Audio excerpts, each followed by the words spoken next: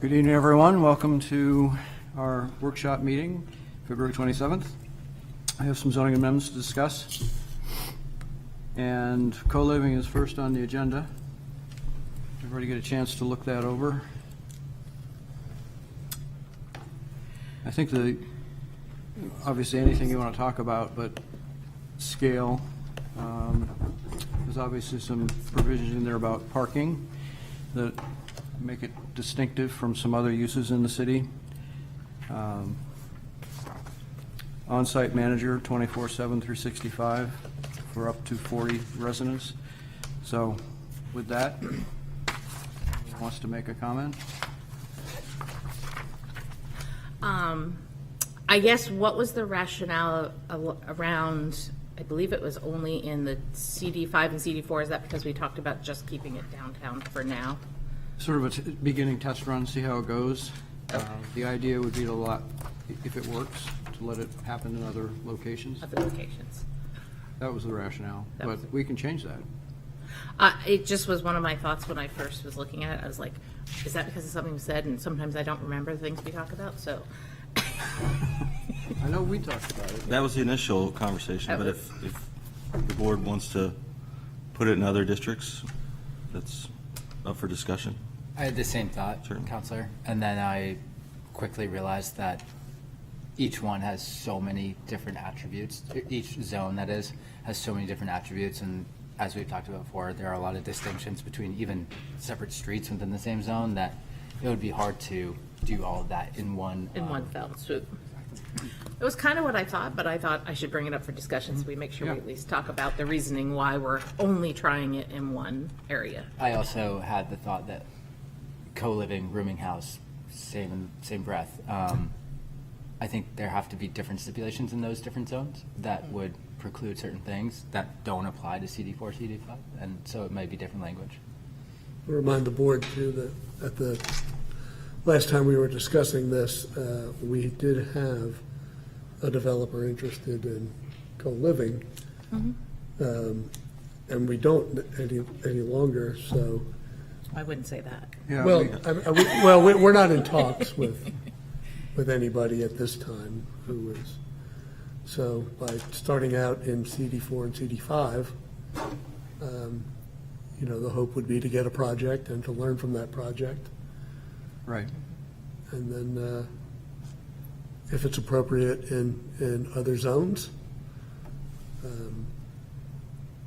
we can do that. Yeah, and we can tune it if we need to. Yes, Bill? I'll be the bad guy here. I've got two lines of thought. One is, if you look at the last master plan, there's off and on, there's discussion of affordable housing as a goal for the city. And when it gets down to the different areas of the city that it talks about, it talks about affordable housing in the north end and in the west end and along Lafayette and along Woodbury. And it specifically does not talk about affordable housing in the urban core. I don't know what the rationale was when that plan was created, but there's obviously something that makes it more attractive in outlying areas as opposed to the urban core. I can speak to that since I was part on the planning board when we created the last master plan. I think it was more we were just looking at where do we have land that might be affordable enough to actually create affordable housing. I don't think it's that we didn't want affordable housing. In fact, we've added workforce housing provisions to downtown years ago. So clearly it's just we had the realization of where could we make the most impact right away. And that's why I think it sort of talked about it more outside the core, because we felt like it was fairly built out and fairly expensive, so creating a lot of affordable housing. But I don't think it was that we didn't want it, we just thought, where could we have more impact? And I wasn't on the planning board then, but I know the consultant team, and I was working with them on other projects. I remember asking them the same question, and they said exactly what Beth just said, that it was more a matter of where could it be possible, and they didn't think it was possible. So I also know that they weren't thinking of co-living. So I think this is a way to address it with a different use, but that's the history. The other thought is, specifically, again, about the urban core, and it is about parking. And I think it relates in a way whether it's a viable proposition in that area because of the impact of the parking requirement. If there are 80 people or 80 units, even if they're all one bedroom, you're going to have a significant number of cars.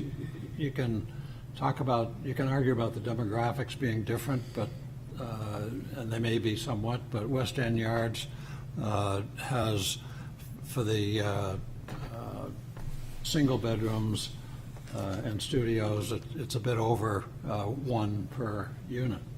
And so if you put 80 units downtown, you're at a minimum, 60, maybe maximum 80 or 90 cars that you're talking about doing something with. And we've got 6,600 parking spaces downtown currently, of which about 40% are off-site or off-street city-owned, about 40% are off-site privately owned, and about 20% are street parking. So, and we know that from other projects that we've dealt with and will come to fruition, that there's several hundred private off-site parking spaces that are going to go away as projects come to development that use that space.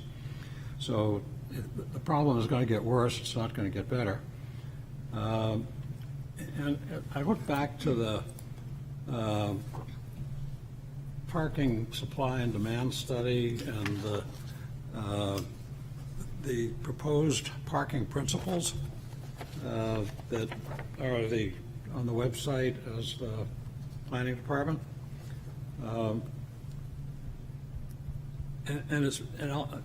From the most recent one says the city of Portsmouth will, item number 1, ensure an adequate public supply of parking for both short-term and long-term parkers downtown associated with commercial land uses and institutions through the development of policy programs and infrastructure as needed. Parking for long-term overnight uses, such as downtown residents or hotels, is primarily a private responsibility. That was one of the clear premises that they had. So the proposal that we're being given is going to give us about 80 cars, and the basic premise is that there'll be one parking space required for every 4 units, which is not going to be representative of the requirement. And it's going to push 60, 70 car requirement over to Hanover Street. And that's about 10% of the capacity of Hanover Street garage. So I think we need to be cognizant of the impact of this number of people who are probably going to have, many of them have cars, being put in that area and then impacting the availability of parking for all the other people that work downtown or visit downtown. Andrew, I've got some things to say about that, but go ahead. Yeah, I'm wondering, and more of a proposition question. I'm wondering if you feel as though the lower cost of living provided by co-living concepts would be balanced by someone getting a monthly parking pass. So if someone is now paying $1,000 or $1,500 per month instead of a $3,000 monthly apartment with parking, et cetera, if that is now balanced by having to get a parking pass in the garage. Oh, for the individual, yes. Right. It's a deal Yeah. for a renter. The question is if you're a shop owner, or if you work at one of the shops, or if you're a tourist visiting downtown. I think one of the things about this co-living situation is the employees of many of these shops need to drive into town because they can't afford to live in town. So I think this is one way that people are trying to make it affordable to both work and live in Portsmouth, so we don't see so many restaurants closing because they can't find staff, or shops not being able to stay open as many hours because they don't have staff. So people who once would have had to drive into town as an employee to park now live in town. And you might look at something like the Ruth Lou and Griffin Place where I live. There are parking spaces that a lot of people don't have because I take the bus, I live in town, I work in town. So I think you might find in this situation, the parking isn't the same as if you were gonna have like a single family residence. Because many of these people are trying to live closer to where they work, so they don't have to necessarily drive or have a car. There are experts in parking that understand all of the things that we conjecture about, and I'm uncomfortable taking it on conjecture of who these people are going to be and what the impact's going to be without having somebody who is an expert in the field and is, you know, kind of dispassionate about it to give us a thought. Tony? I think if you read the rest of those parking guidelines, what you'll find there is the city, I'm sure you have, I didn't mean to imply you haven't. The city is treating parking downtown as a utility. And so if we have a parking shortage, I don't think we want to change zoning, we want to provide more parking. So we know from the consultants that are experts in this, that are hired to help us put together that document, we need a 650 car parking garage in the next 5 years. The demand is there, it will be there. So I kind of hope that we can separate this conversation from parking a little bit. I'm comfortable with the 1 to 4. That's like the only thing I'm comfortable in this. I kind of want to step back and look at the bigger picture. We feel like, I was a little surprised that the conversation kind of jumped right into, I was surprised to hear as many people were as positively receiving this as I had a different point of view. I'm very optimistic about the goals that I've heard expressed, in the paper from the applicant before that brought this up and from discussions. I mean, I think everyone here, I can speak for you all, we all want that employee downtown who doesn't have a car, who just wants to work in a restaurant, just find a place to live. That would be ideal. I have never seen a demonstrated product like this where it's gone on successfully. It's what we want downtown, what I want downtown. I mean, I probably carry the scars of the past co-living structures we've had in town that have been pretty poorly managed. That I want to know how do those differ from what happened in the past to this? What is in this ordinance that says, oh, this will never allow that to happen before? Because we had on-site management before, and it didn't go well. So a lot of this is just bringing back memories. And, I grew up in an era that I thought that, this is like almost like a fraternity. I'm looking at this and I thought that was the bygone days, and recently having visited a college campus and I'm like, oh, the fraternities haven't changed. It's just co-living. So I come into this conversation with biases from the past and recent experiences. I haven't seen this be successful, and I'm probably just ignorant to it, but that's where I'm really, really hesitant about this. I like the idea, I just don't know that I've seen success. Are you hesitant enough to not want to try it? At this point, yes, I'm not there. Well, I want to talk about first parking, and then I can give you a little background. I hate to even say this, but I recently was paid to give a lecture to the Saratoga Springs Planning Board about parking. It's one of the things I do. And the parking study, if you look at the time of day usage of the parking, it's mostly peak during the daytime, which is what our shops and restaurants during the daytime, the lunchtime, have their peak. There's another peak right around dinner time, but there is some overlap, and the overnight parking for residential, I think, is going to not be directly coincident with the peak usage of, say, high-end condominiums. The other thing, this is a commercial use. This isn't a residential use. A co-living facility is commercial. These people are paying, it's more like lodging. It's lodging with on-site kitchen facilities and shared living area. So it is different. And in terms of, using terms like never and always don't work in zoning, we can't forecast that, and that's back to the first point about trying it and see what we can learn from it. And the benefit we have in the city, we can adapt things pretty quickly and make a change. So to Tony's point, where this came from, after we had our workshop in September or something? October. We did a lot of research, and it is happening around the country, not surprisingly. One of the most robust sets of regulations is from Berkeley, and I'm not going to try to emulate Berkeley, California. There were some interesting things that they do that I don't think we need to do here. Almost like a manifesto you have to sign to be a member of the facility and that sort of thing. But it is happening, and it's happening for the reason of trying to provide living space for, income brackets that can't otherwise find that in the downtown, back to the point, Councilor Moreau made earlier. Demographically, it is predominantly a younger crowd from what the data that I saw, but it wasn't a majority. It was actually in the 40% range. Then it split all over the place to some seniors and different age brackets. So what will happen if this happens in Portsmouth, who knows? That's, again, we're back to trying it. If folks are concerned about it, that's the scale question that I mentioned at the beginning. Maybe this is too big. I don't think so. I think it's a reasonable size, but anyway, hope that helps a little bit.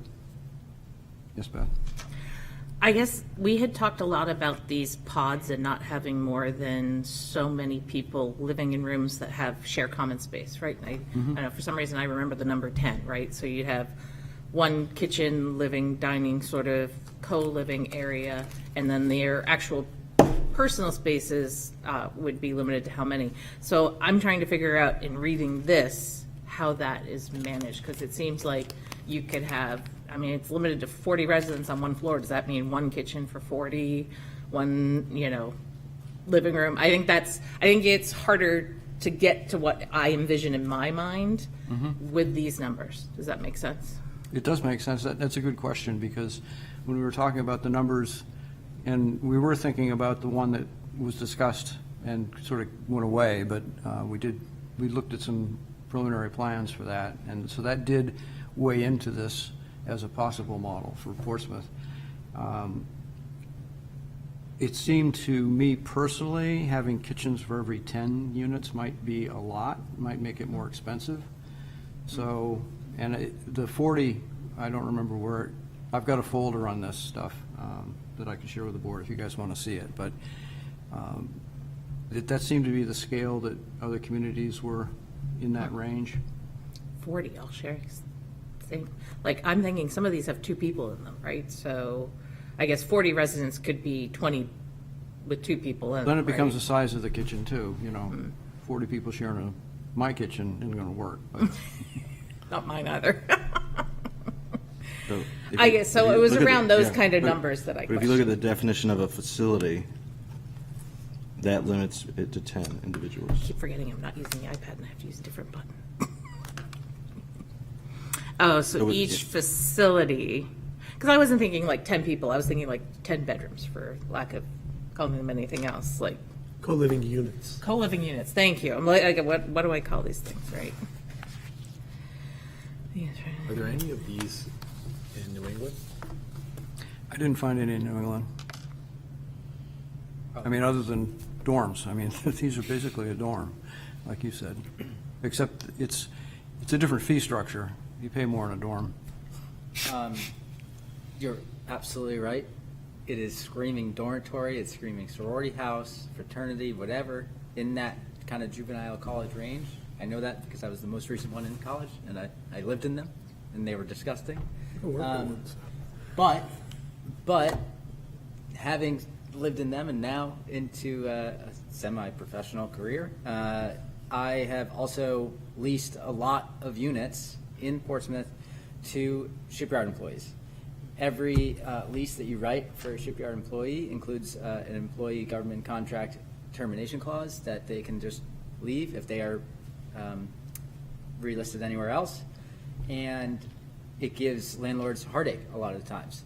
And so what happens is people get transferred here from Groton, Connecticut, Georgia, San Diego, et cetera, and they move here without any family at the time, and then, you know, their family comes sometime thereafter. But they are transferred here and are expected to find housing within like a 3-week period typically. A lot of those are government stipends, and these guys and women just show up, and, you know, there are very, very few options for this niche of the market. That is one demographic. The other demographic is, sure, somebody that is interning for the summer in Portsmouth and needs something for 8 to 16 weeks. The other demographic is elderly or downsizers, kind of in that in-between between assisted living and their home. And then lastly is sort of like a divorcee scenario, looking for something to hold them over, trying to get their bearings or what have you. And so for that reason, having all of those demographics mixed in, I feel as though it is a self-governing and self-selecting type of environment.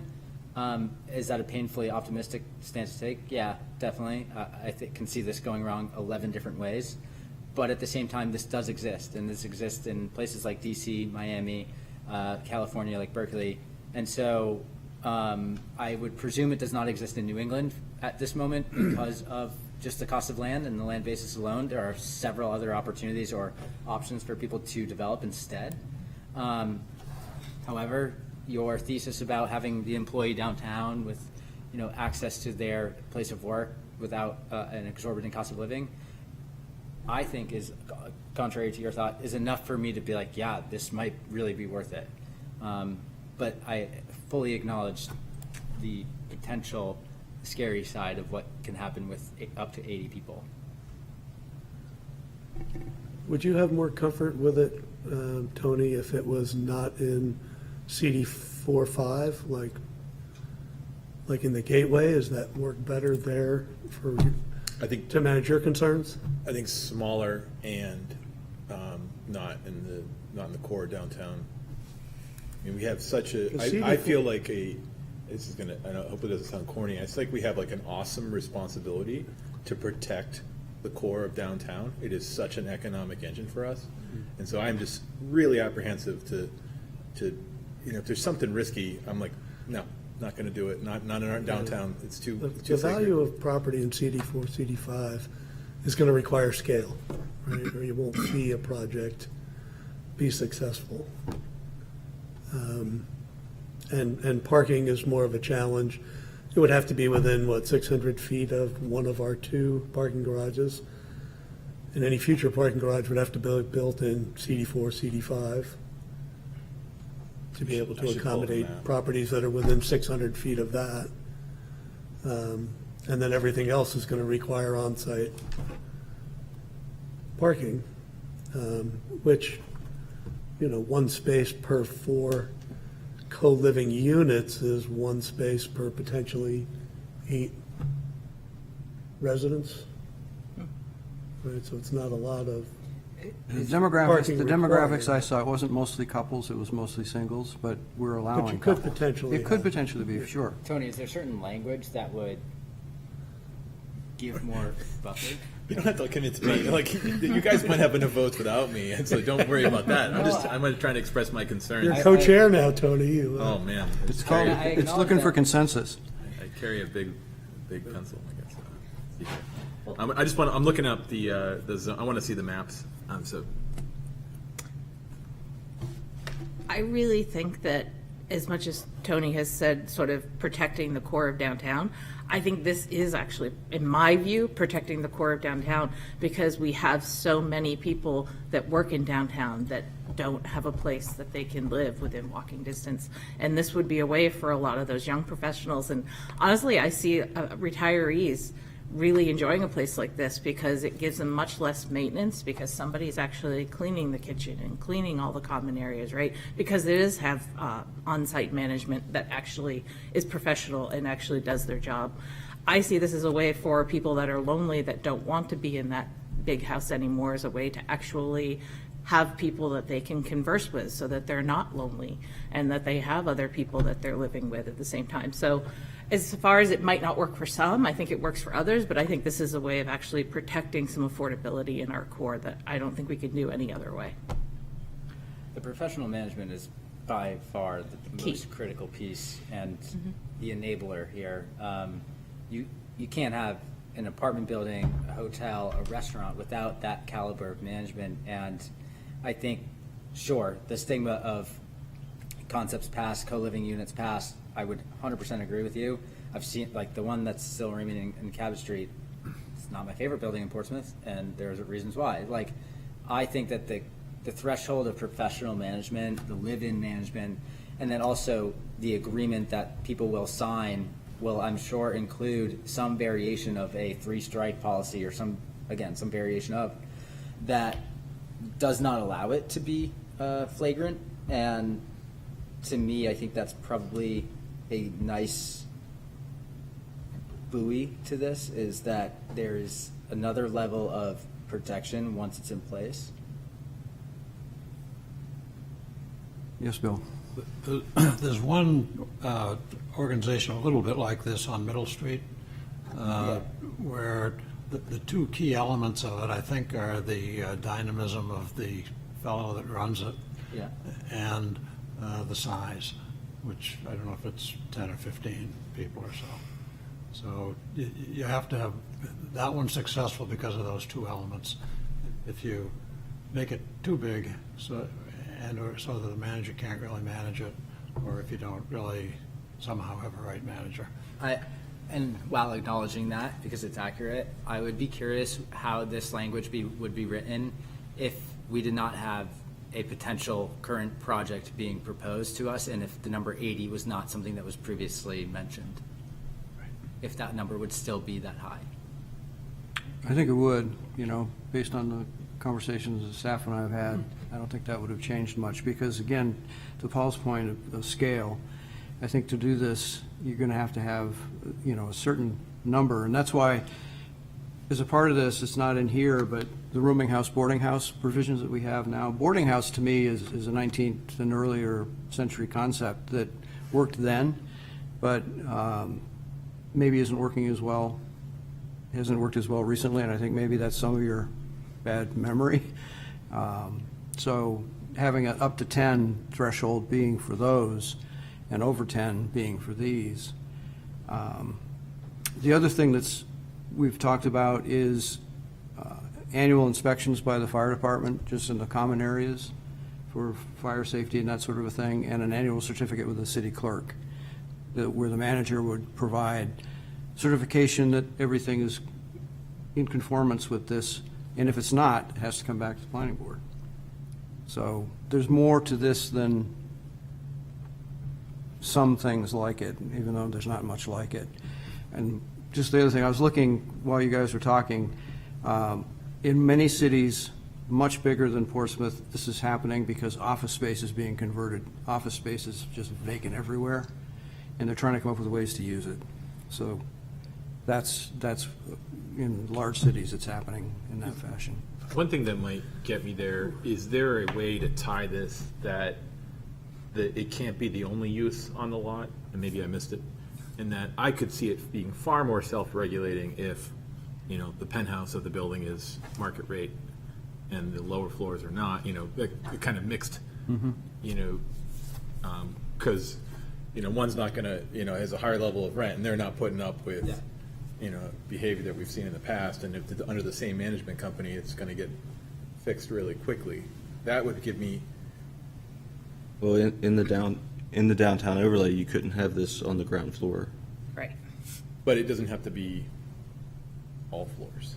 I mean, Right, so the ground floor would have to be some other use. Right, but like 2 through 3, 2 and 3 could be this, and, or 2 through 4, whatever the. It can be mixed. There's no guarantee it's going to all be that. You could limit it to that.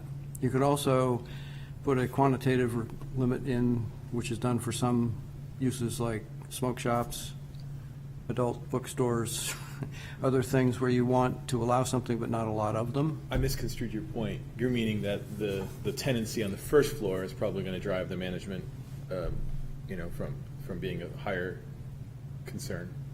Right. Okay, I missed that point. Most often, Because it's all retail or. Right. most often you would see that written into a condo building's HOA or deed or bylaws where there cannot be a restaurant on the ground floor because of obvious reasons. And so that is, I think, a similar concept applied in different residential mixed-use development.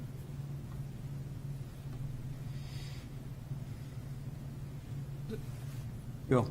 Does the 80 number come about from some set of criteria that has some structure to it?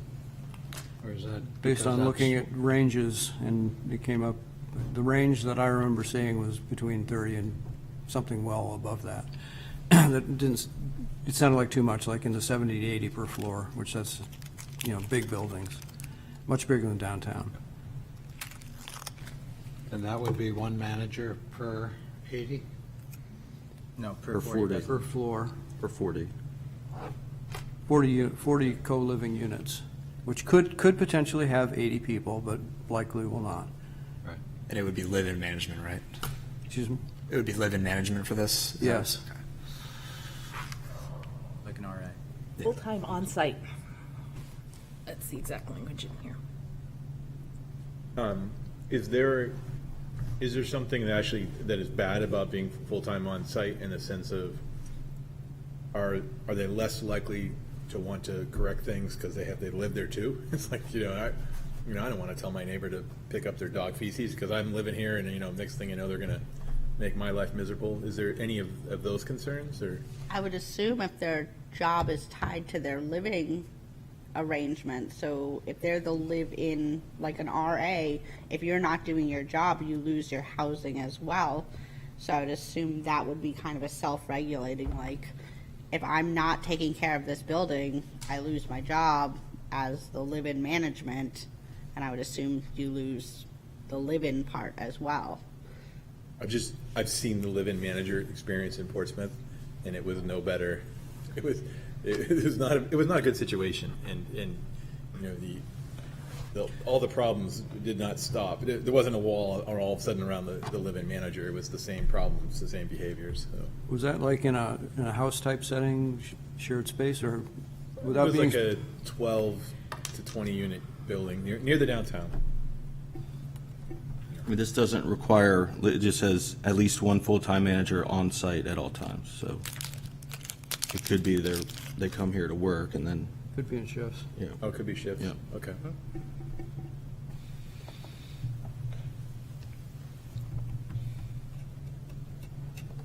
Joe, you've been here for a while. You've experienced all of this. Yeah, no, I think some excellent points have been brought up. I've lived downtown for 30 years, and I'm a landlord downtown, and I understand the things that could go wrong, and I've seen things go right as well. I think this could be a wonderful, idea, but there are things to consider, for sure. I don't want us to be afraid of, I don't want us to make a decision based on fear, because this could be, I'm liking some of the examples that you brought up, Councilor Moreau and Andrew as well, of the people this could actually serve. I'd rather be focused on that than fear of, I don't know, a hockey team renting it, coming in here and, wreaking havoc, because that can be handled. I like the language that the fire department has a lot of oversight. The fact that there are 2 live-in, well, 1 per 40 live-in management is huge. Those 2 things give me a great level of comfort. Sure, there are still concerns, though. If some of the things happen that Tony, is bringing up, it won't be a good situation. But, those things can happen now. I remember when we were having conversations about short-term rentals downtown, or anywhere in the city, this fear of something happening, a party or something happening on this at a short-term rental. I was trying to convince people that the fear of that happening in a long-term rental will be even worse, because you have people signing a 1-year lease who will be partying all the time, and it's, I just don't want to base our decisions on those kinds of fears necessarily. You know, before Council Moreau even said it, I was thinking the same thing that she was about this could be a way to help enhance the downtown, because it provides more opportunities for employee base. And I know that's been an issue. I mean, we lost Colby's because they couldn't get help, and it's happened to other businesses downtown. Is it a panacea? I don't think so, but, you know. To expand on what you just said, this might be, and we're all frustrated with, we have this idea of we're going to be helping, you know, employees of our downtown. It's nearly impossible to do that with just simply hoping that more and more housing will. This might be one of our best shots at actually doing that. I will say, I worked in food service downtown, and this would, it could be really great, being able to form like an employee base for like more food service or like whatever is downtown. That's affordable. You have like primarily mixed, or primarily young crowd, but still mixed. You have a healthy culture around that without it necessarily devolving. That being said, I absolutely can see this devolving too. But I think I do agree with you. There is like a huge responsibility in what the planning board does, but part of that is like sometimes you have to take a risk. You can't just. You don't always have to play it like perfectly safe. At some point, you have to try something, and this, you know, it might take some adjustments, but I think it has a lot of promise. And it is a conditional use, right? Right. So that That's what I was gives gonna us say, some that- safety net. The next step up would be micro apartments, Micro units. micro units, right, which are not conditional. Well, the problem with Use. micro units is you need windows, and the problem with these big office buildings that we're talking about possibly renovating into units is they don't have windows for every unit because there's some on the interior. We're not going to Because it's- require a window. It's not that there are no windows, it's that the wet facilities in the buildings, and you know this better than we do, you know, it's mostly in the interior of the building. Right. When you're converting old commercial buildings. So it's an easier conversion to have the residential, which will have windows on the very outside of the building. Right. But then the kitchens and co-living areas don't necessarily have to have those windows because they They're can in be the middle. interior. Every bedroom has to have a window to the exterior. Right. So to do micro units, you can't do a micro unit in the middle of an old office building is what we're trying to get for those conversions. I could get a yes on this. It's going to be, the public hearing will be incredibly important for me. You know, hearing from the public what they think about this, the business owners, the restaurateurs, you know, if they're supporting the downtown for this, I'll be in favor of it. If those entities that their livelihood is based on the success of the downtown, if they're concerned, that's where I am now. But I can be convinced that if they want it, then let's try it. Andrew and then Bill. Yeah, and I keep going back to making analogies because I see it most often, but when a condo goes up for sale in Portsmouth, one of the first things that I look into is the HOA of that condo association, and how does that drive value of that specific unit. And so if I know that an HOA is managed extremely well, and they have great cash reserves, you know, all of the people are very present or aware, I feel good about that. And on the flip side, there are bad HOAs. In the same vein, I think that applies here. If this becomes a sorority or fraternity house and has a stigma and the neighbors start to hate it, you're going to hear it. And not only that, it'll decrease and diminish value overall for this co-living concept, and people will move out. And that, I think, would, again, self-govern by the management side to say, hey, we need to get this place in order. So I don't, you know, maybe this is a short-term perception, but I don't see it stooping down in terms of environment or quality control, because they do need to uphold a value. They need to uphold sort of like this, almost a privilege and promise to their residents that, yeah, this is not only an equivalent place to live in terms of safety, comfort, and convenience, but it's also a really big privilege because it's really diminishing and reducing that overall cost of living while living in Portsmouth, while being very close to your place of work or whatever it is you need to be downtown for. Bill? The only letter input we received from any business owners that I'm aware of is someone who had 4 or 5 properties downtown. He wrote to us last time we were talking about this and was quite negative about the, one about the likelihood of people not having cars, but also the impact on his properties as a downtown landlord of numerous businesses. So, and he's a one data point.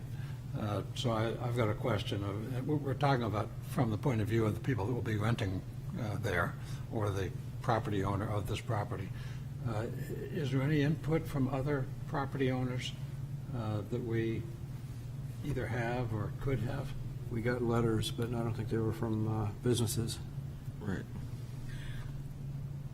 We could ask the chamber to reach out to their downtown core membership and take a little survey on what they think about that. I'm sure that if we asked the chamber to do that, they would, because they're all about being creative and trying to create affordable housing, and I think that they would be happy to help us out with that.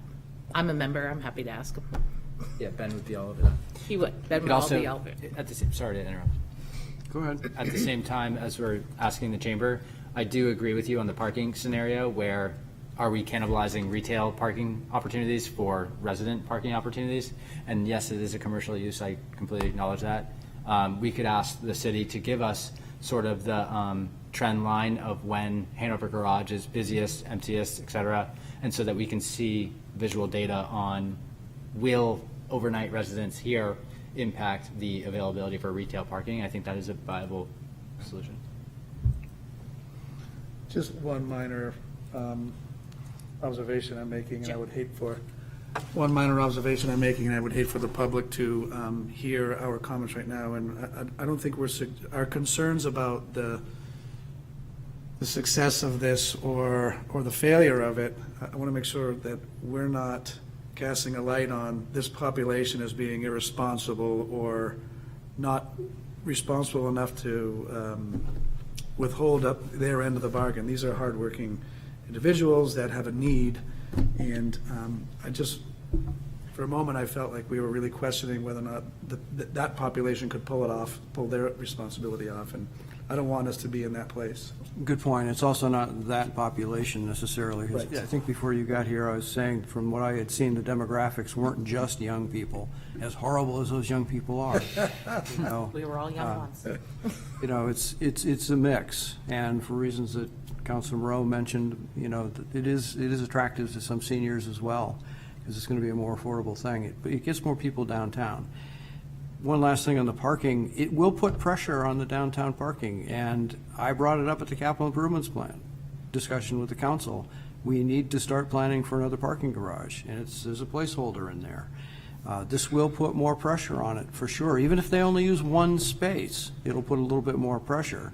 And it is needed, and I'd rather see the city step up and provide more public parking than have the private sector build parking, because private sector parking gets privatized and used for 1 or 2 private uses, as opposed to being a shared resource, which is part of that policy you were reading, Bill, that there was a lot of discussion. I was in the room. It would make quite a bit of difference to me if the business community downtown said, yes, this is net positive for us because we have difficulty getting labor, and we don't see the short-term pressure on parking being detrimental enough to impact our customer base. You are seeing evidence of that. Like, Yeah, restaurants are building residential above the restaurant, They're you know, buying buildings. to solve their own Yeah. staffing problem. Ryan, you had your downtown, hand up. you know. I also wonder, any of these studies, have they looked at like impact to local businesses around?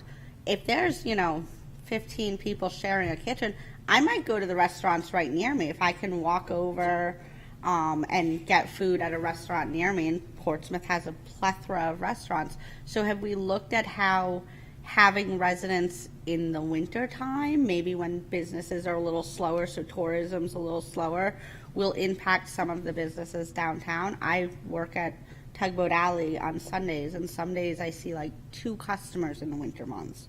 But if there are more people young, older people who maybe have some extra income because they've downsized. Have any of those places that you look like Berkeley done studies of the impact on local businesses, whether it's the restaurants nearby, shops, things like that? From what I saw, it wasn't, the articles and also the ordinances weren't written with the perspective that this was a problem. They were looking at it more as an opportunity, the way what Frank said.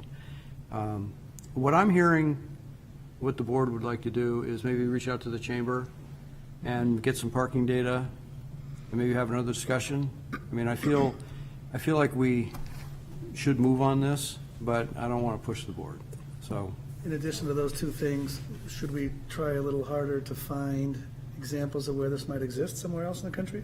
It could, yeah, it may, it's been months since I first did the research. Yeah. It could be something that's. I know that I haven't tried looking, but, I mean, maybe we all could, Well, get on your machine, let's go. yeah, right? Start it up. So those three things and then come back for another discussion, does that make sense? Or we can keep going, whatever. I mean, I think getting that feedback is good, but at the same time, I want to keep it moving forward, so. I'm ready to move it forward, but, I don't need another discussion. I want to, that data and with a Can all public come- hearing, I yep. think it's fine to move forward from there. because that Yeah. information could come to the council meeting. Yeah, So we recommend, here are the options. We can come back to the planning board discussion. We could recommend that information and a recommendation from us and go to council. Right, but we could even have some of that information back at our meeting, like You for our. could reach out to the chamber to say, if this is going to be on the March agenda, to say, Right. can you please review and Just so that provide we'd have comments to the that planning data board? as we send it off forward to council, so that this board gets to see that data as well. Who we're not going to hear from is the businesses that have left, Right. because They're they gone. don't have staffing, So I'm pretty confident, we're, to know what we're going to hear from the chamber, and we're seeing evidence of it with restaurateurs providing housing for their employees. And the fact that it's a conditional use, I'm ready to move forward. Andrew, you had your hand up? Last question was, how many sites in the CD4, CD5 are there that could walk in here tomorrow and utilize this zoning? Don't know. 600 feet of 2 parking garages, right? Well, Well, to waive the parking. To waive the parking, but Yeah. And the reason for the question is, this passes, we know that we've seen a proposal at least once. Does this trigger something that we would maybe walk back and say, oh, we should have recognized that other property and how that might influence somebody else? This is one, at least in my mind, one very specific property that we are referencing. And that's why I was talking about the 80 units. It seems like it was produced in that way. And so I'm curious if there are any other properties that are right there, kind of in that realm. Based on, that was a limiting factor, that distance, Yes. to limit it I realize that. just right around, Yeah. because building parking in the downtown is just about impossible. You have to go underground. Yes, Joe. so my research shows 107 of them just in the Boston area, like close to us. They're very popular. They're all named here with their descriptions of individuals from diverse backgrounds, live and work, form a friendship together, co-living, trend and shared apartment rentals. Some of those are houses where someone's let a room. Yeah, I'm looking, there's a lot of them that exist with the same concept. They might not be the same physical, but again, this just represents 4 seconds of looking. There's a lot. The idea of co-living is not new, that's for sure. If you want to, I don't know if you want to pull it up, but I can give you an example. In support of. While he's doing that, the other thing about this, it's a short ordinance. It's very simple. It can be multiple pages. We can go on and on about additional criteria, limiting it to a certain number of floors in the building, requiring the on-site management to be performed in 3 shifts with different people. There's all sorts of things you can do, but we thought, talking about it, keep it simple and give it a chance to get started. You might end up stifling it at that point. Because you could also, those things could come up during the conditional use permit where you could, put conditions on for a specific Because it's project. specific to a property. That's what a conditional use permit Yeah. is supposed to be. And to approve a conditional use, the applicant's going to have to provide evidence-based measures that demonstrate that this is adequate and appropriate for this particular parcel.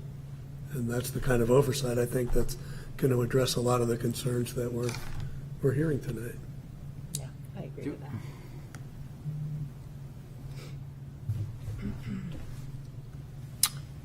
So what's the board's pleasure? Would somebody like to make a proposal, or? I propose that we put this on the agenda for our March. Well, I was just going to say a consensus at a work Right. session. Do you- I'm just telling you what Yeah. summarizing everything, that we put this on the agenda for the March meeting, and in the meantime, that we request information that the chamber could gather us, even if it's an online survey to their court, downtown, basically wherever the CD4, CD5 zones are, from their business membership in there, as far as their thoughts on this concept and idea.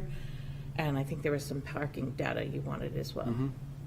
And our RA, Research Alameda, can, update us with some more. I'm finding it very interesting, so I'll do a lot of that. I love how you gave him a job and he's doing it. Consensus makes sense I think it makes sense. for March? Aye. We don't vote, we just shake your head. Yeah. You sharing the imaginable horrible? No, you're saying a good one. Yeah, it's a positive one, 525. Just an example in Boston. It's called 525 Link with a C, if you want to look it up, 279. They break it up into 4 and 5 bedrooms, so. You mean each pod is 4 or 5 bedrooms? So they do it smaller than our 10. Yeah. Yeah, another company is called Roost Up. That's the one I'm on right now. They don't appear to have parking. They're big. One of the principals' name is Jason. I've talked to him about this at length, and they've been in existence for On this? over 10 years. I mean, I saw that, yeah. We do have. But it's up to you. So, summarize, we're going to put it on the March agenda, right? And for a public hearing? Or no? We don't have to have a public hearing anymore. We're not doing that? That was my other follow-up question. We're not doing the public But hearing? you can certainly take public comment. We can take public comment. We can take public comment tonight. We have one person on Zoom. I don't know if there's anybody here. We will, on other things tonight, I know we'll have requests for public comment. I think if there are people here. Yeah. Let's let them, let's hear it. Would be my opinion, Chair. I mean, That's why so with respect to the March agenda, we'll put it on the March agenda, the general consensus about that. We have one individual who'd like to give us some input on Zoom. Jerry Duffy? Yeah, hi, can you hear me? Yes. Okay, yeah, good evening. Jerry Duffy, 428 Pleasant Street. I appreciate the board's work on this. I'm coming at this from kind of a bigger level, bigger picture level.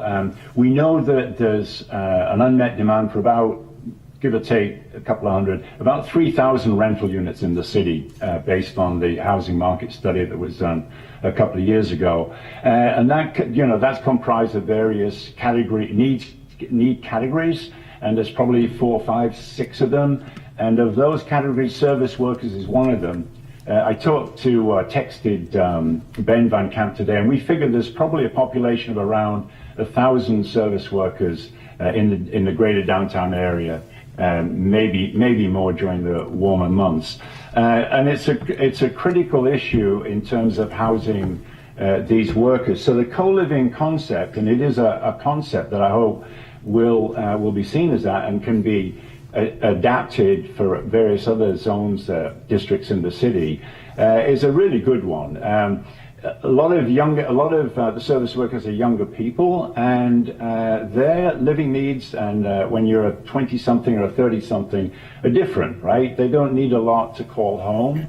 A small room, shared facilities, the opportunity to live without a car. And that was, that would be, if you had more of this demographic with you in the meeting tonight, you would hear them explain why they think there would be a fair number of them that would rather do without a vehicle. But so meeting this particular demand is very important. It does have the advantage of injecting some additional life into the core of the city. These people will be living there. Ideally it would be a mixture of not just service workers, but perhaps some elderly too, and other demographics. But it would be a wonderful project to give some priority to. In terms of hearing from the people that will be most affected by this, the application for this project for the parking relief at the last meeting, you had 4 of these young advocates speak out. So they're explaining how this would be important to them. So I hope that you can give this priority, continue to give it priority, push it through as fast as you can. We desperately need housing. And this really is a crisis. It's not just in this city, but everywhere. But it's particularly important here, and especially for these service workers who serve our drinks and our meals and take care of that. So I appreciate the need to, or the desire to hear from business owners, but it's just as important to hear from the beneficiaries of housing like this, right? It's not just about the businesses and the retailers, but it's about what it means to people to be able to live downtown. And I think that hearing from them is just as important as hearing from visitors. So I appreciate your work on this. I hope you will feel like you have a duty to assist this happen as soon as possible. And thanks again for your work. Thank you. Anybody else on Zoom? No one's raised their hand. You guys are Hanover, right? That's our next item on the agenda, Hanover Street. Oh, did you want to speak about co-living? Yeah, just real quick. Oh, Yeah. I've been taking copious notes. Elizabeth Bratter, property owner, 159 McDonough Street. I'm a landlord of quite a few buildings in Portsmouth and Dover, so I'm very familiar with people who walk downtown, and there's always one who has a car. So my suggestion would be 1 space for every 4 residents, not per pod. The other thing, you're counting this as lodging, which is a commercial use, so therefore, could it legally be used on the first floor? Just putting these things out there. You might want to think about the police and regulations in regards to eviction, because it's considered lodging, and that has a different way of how you can terminate it. The regulations for the tenants, the building on Middle Street, if you ever take the time to read their thing, it's very involved, but it pretty much covers every little loophole. So if you're going to live there, you're going to behave, and you're going to act appropriately and be respectful of their property. I guess I've seen the pictures, it looks very nice. But they might be worth having come in to just talk about how it works with 10 people as opposed to 80. I thought it might be good to consult the Housing Authority, because people may be eligible for this who come through with Section 8 or low income, and that may be something that you want to consider.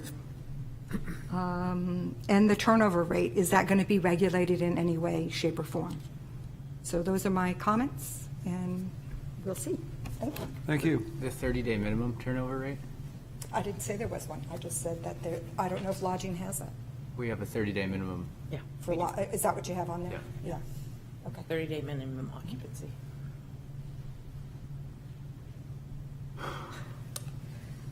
Nicole up here, 44 Rock Street. I apologize because my thoughts are going to be really rambled here. I had no intentions of speaking on this, but it's been a really interesting conversation to listen to. I definitely feel that you have the best interests of people. I'm not seeing anyone coming from an angle that I feel is not altruistic, or I think you're coming from the right place.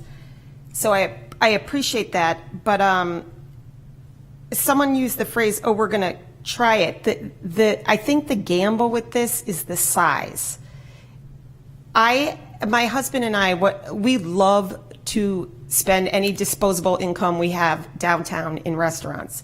That's just our vice. I am so fond of the wait staff in this town, and if there is something, like, if this, the better, like, more, the visions you're having of it being successful, I think we all would love that, but I can't help but have a little trepidation too, because I lived with my kitchen window watching Brewster Rooms. And I don't know if any of, I mean, some of you were here, some of you weren't. And it was crazy. And there were people, it was, I don't know how many, maybe, Tony, I'm sorry, maybe you remember how many units. 40. Okay, there were 40 units. And the neighborhood, we spent so much time on it because there were people that lived there. There were like older women who were just trying to, like, as you say, live their life, have an affordable place to live, and then there were like really scary people living there that got off a bus from jail and were selling drugs. I mean, there was a young girl that was almost raped there. Someone was dead in the building for like a week or something in the summertime. It was crazy. And the city tried very hard to work with us. No one was happy with the the safety issue for residents and for the neighborhood. And the city, you know, who's going to, but it's like the city's hands were tied. There was only so much they could do. So my greatest fear is I wouldn't want you to get yourself in a situation that you can't regulate. And yes, there was an on-site manager. And guess what? It didn't work out. Now, I'm not saying what your vision wouldn't work out. I'm just saying you really gotta do your homework. And as far as have it, like, before this goes to public hearing or whatever meeting, I would find as many examples as you can, because I'm sure there's going to be a lot of mixed emotions on this. And the one question I have, and I do appreciate you thinking about seniors, because I have two elderly parents and they both live in senior living, one in Western Massachusetts and one in Connecticut.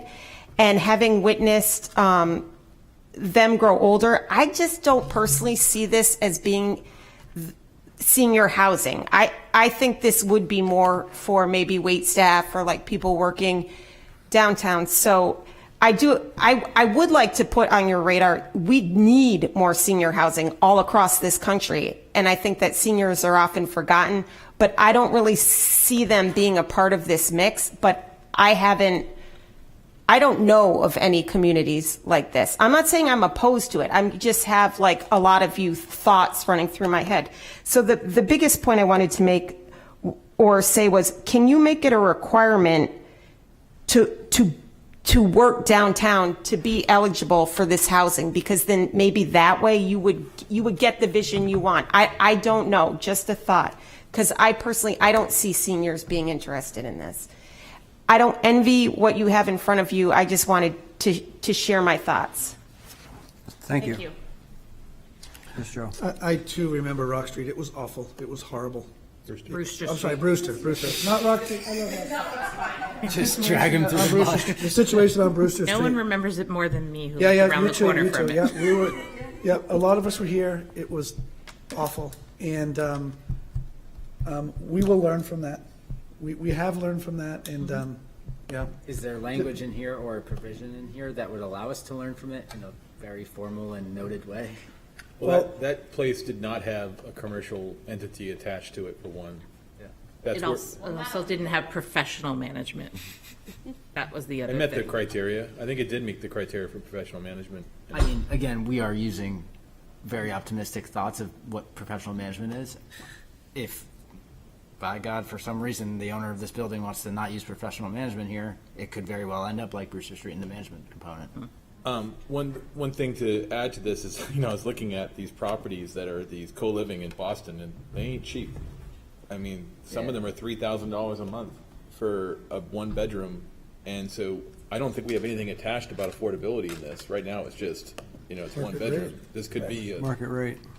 how irate would the public be if our intention here is to, have workforce housing in this things because they're co-living, and then all of a sudden you have $3,000 a month co-living apartments that. Yeah, it's definitely, just to be clear, this is definitely not workforce housing. No. It's No. not being presented to us as it's being presented as an option for.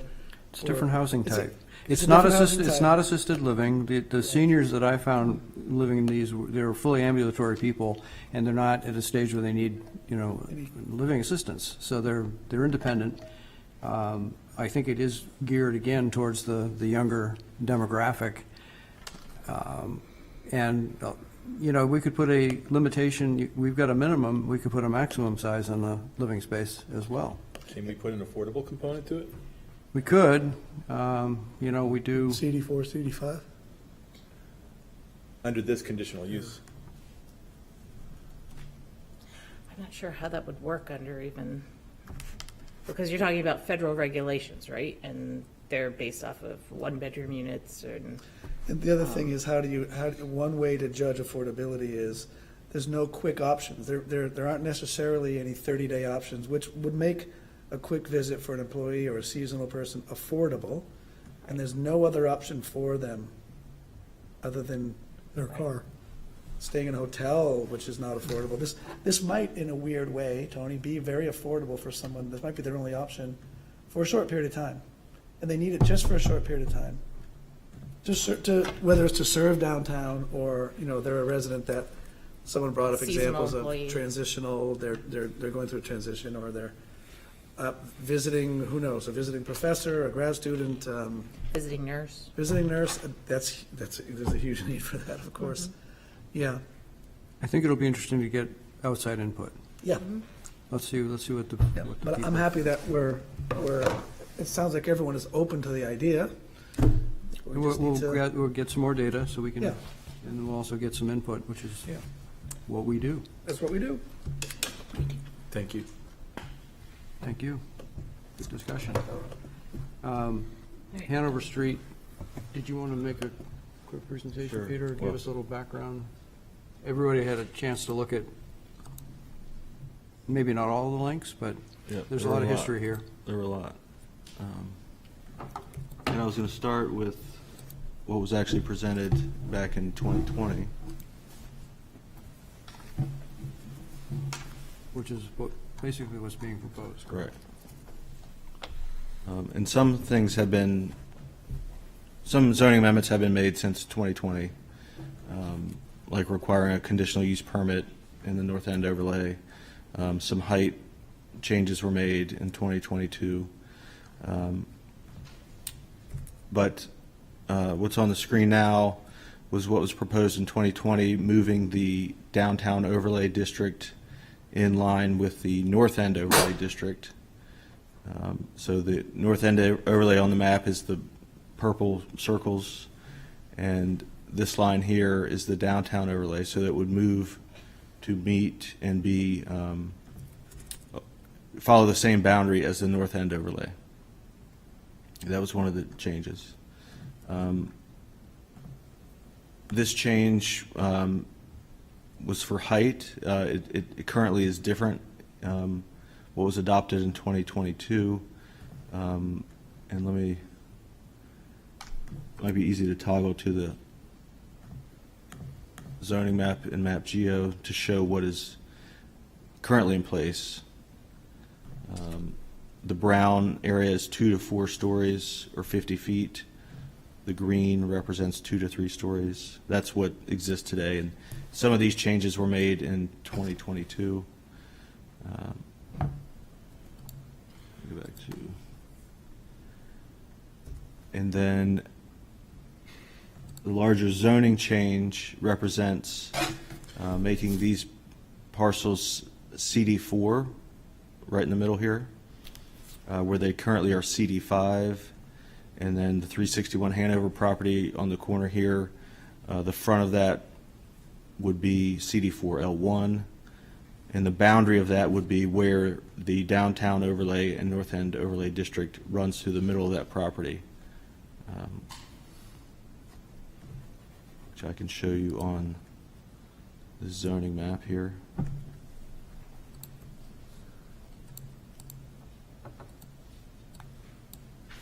So it would follow this line here. So the downtown overlay would move to meet this, and then, the proposal was that the front of this would be CD 401, and then these parcels along the back that are currently CD 5 would go to CD 4. And these lines over here would be adjusted. The north end overlay would move slightly, and then this downtown overlay would move and wrap around this parcel that's CD 5. Go back to that.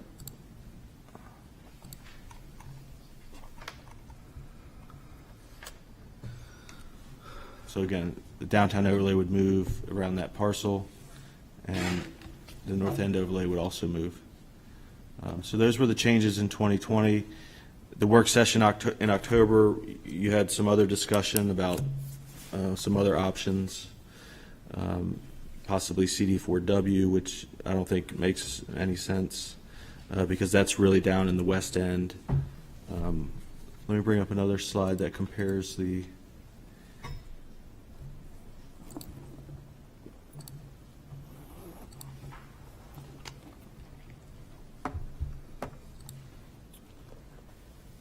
so this was part of the presentation in 2020, just showing the downtown overlay boundary and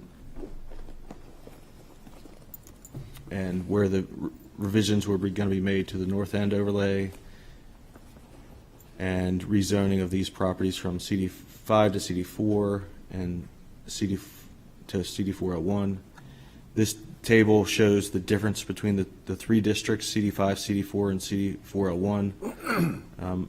Really the big difference between CD5 and CD4 are building coverage, building footprint, and open space. The building coverage is not that much. 95, you can cover 95% of the lot in CD5, and in CD4 it's 90%. The building footprint is a big one because you're allowed a 20,000 square foot footprint in CD5 and 15,000 in CD4. I looked at the property here, which is it's referred to as Lot 6. They're building a mixed-use building there now. That building footprint is over 15,000 square feet. The proposal for this 361 Hanover property is over 15,000 square feet. They did receive zoning board approval 2 weeks ago for the building types along Hanover Street. Moving the downtown overlay would actually make this more conforming because one of the variances was to allow ground floor residential because you can't have that in the downtown overlay. What would be non-conforming if this goes to CD401 would be currently there's no lot area requirement per dwelling unit, and in the CD4L1 it's 3,000 square feet per dwelling unit. So that would make that non-conforming. The uses in CD4 and CD5 are the same. They're both in the same category on the use charts.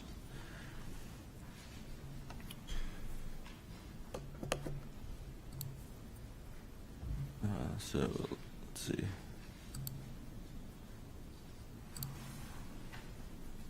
Just as a reminder, 361 Hanover is locked into the prior zoning based on, assuming they continue to.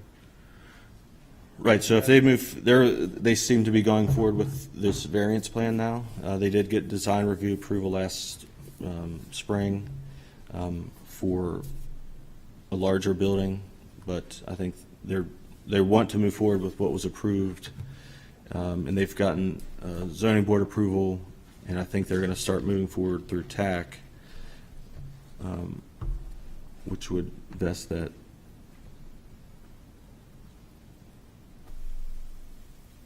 So I can stop, and if you have any questions, or I can go to specific slides. I just had two questions, and the subjects you just brought up, just for clarity for everyone, were you asking the question, is the project vested, so-called, against the, It's not fully vested, but there's a protection for a certain time period, provided they do certain things within a year. Right, they're supposed to submit an application within a year. So okay, and the been a while since you've seen it, but the new design is more in keeping with CD4 than CD5? I can bring it up if you want to see what they were.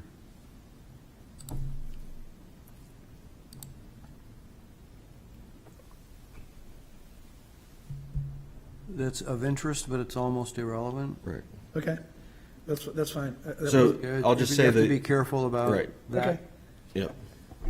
The second thing I was going to ask, the map is minimized at the top. Can you open that again? You Yep. were going through some of the building, existing building footprints. That one. You mentioned those two. The one at the top, This one? that, yes, do you have the footprint for that? Let's see. Plumbing place. Right.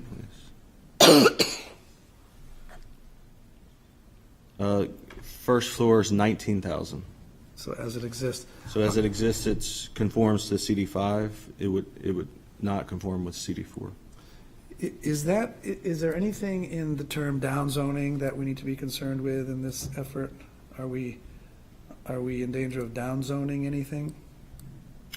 You can downzone, you can upzone. Yep. Okay, This would be a downzone, but Okay. that's allowed. yeah. Andrew. I'm going to remain largely, if not entirely, out of this conversation. I will abstain, but you made a remark about making a comment between the two comparisons. Could we see or hear the comparisons between CD4, CD5 as it pertains to this project with respect to the criteria that would be different? So the lot size, the length, that sort of thing? I think that's what Peter just had on the screen. I think Right. those are just the two side by side, but with respect to the project, since this Oh, is, you mean project specific? well, Can we get a clarification? We're not talking about a project here. No, We're that's talking right. about That's zoning. right. but Right. true. Conversations given- should stick to the zoning. more curiosity now, not project specific, but just given the sensitivity of where they are, how relevant is our conversation? Like, this applies to 5 different parcels, and all of which are encompassed in that project, or 4, Right, this would be I think. the 3 parcels along Hill Street in Hanover. That the zoning district would change. And then the boundary of the downtown overlay would change on 2 parcels, as well as the north end overlay. Yeah, so my point was like, we're having this conversation, and I get that it's not project specific, but in fact, a current proposal encompasses 5 of which what we're talking about, and I'm just trying to gain the relevance or yield the relevance of the conversation. If the plan that got design review approval was abandoned, Yeah, they would have to conform with the new zoning, I see. which is what we're talking about. And what they've done with the Board of Adjustment and other things they've been doing since they got design review approval creates a unique situation that's apart from zoning. So I don't think, I think I'd want to be cautious about comparing project-specific information. If you want to do it, you know, I'd rather not, if that's a sensitive nature then, because it would put everything else in jeopardy. somebody had, was it Bill? Bill? Could I be a layman here for a while? I get really lost in the nuances of heights and on the 6 different letters and stuff. But this has been maybe the most interesting project in the year and a half, whatever I've been here. And it seems to me what the question is how you transition from a more intense, higher density to a lower height, lower density residential. And we've got a circumstance of this one property that we've gone through, and I actually very much like where it came out. I think the people's voice was heard, and I think that the developer's building something that responds to what the voice of the people was. So my question is not so much, it's about the adjacent properties, and are we going to be changing something for the adjacent properties along Hill Street? There are other places there that probably will be part of some development discussion, that are we maintaining, in what we do with these changes, are we maintaining the appropriate step down in density and in height for these other properties that would similarly accommodate what I think the people on Rock Street and whatever we're looking for. Go ahead. I think what you're getting at, if you, I'm not an architect, but I've seen enough of this, the idealistic, spread from rural to urban is you have your multi-acre lot with the single family, with home on, one portion of it, then that acreage shrinks, and then eventually you get to what's probably more in this area where your lot is pretty much your house size, maybe a little pocket garden, that sort of stuff. Right. And then if you keep going down the line, then you start getting multifamily with the same amount of lot coverage, and 2-3 stories. And then you start getting, townhouses where they're glommed on together, and then you get bigger structures. So there's no jarring effect. This is what I think you're getting at, Right. is we don't want a jarring effect of structures as people transition through this area. And right now, it's a very short distance from those single-family homes that are occupying, 80% of their lot to 4 or 5 story structures. And so it's a lot to ask in, an eighth of a mile, to have enough transitions there. And so, I don't really have, I'm not giving an opinion. I'm just I think I'm trying to see where we're all at, right? Like that, this is what we're trying to accomplish, have a zoning that meets the best we can do in that. So that any proposed changes that we're talking about, though, would be in accordance with that general objective of stepping down in density before you run into the single-family homes there. I think that was part of the idea. And it's also, this comes from the residents from a time 4 years ago, I think. Right. Almost 5. There are general principles about zoning changes typically happen on the back of lot lines as opposed to side lot lines. Here, we've got a park on part of the side of this, so that mitigates that somewhat. Generally, lots of similar zoning face each other across streets, but these are general rules, and how the public feels in a neighborhood, in the particular context of that neighborhood, is also very important. So we'll be recommending more changes that would be in the same general theme of what we've been doing with this property for the last year and a half? Here or elsewhere, what do you mean? Well, this discussion we're having here tonight leads to the city council doing something with zoning in this area. And so is the goal to give them a recommendation which is generally in conformance with what Tony has laid out? Yes. It's not easy to take that general idea and apply it to this because of all the complexity of what's built in the area you have. So we're trying to decide, all right, how we're gonna have to take some of those pieces out of that smooth transition. Where do we want to take them out and put them in? And what is, the zoning that's in place now came out of the visioning from the North End Vision Plan in 2015. Right. That's how we got to where we are here.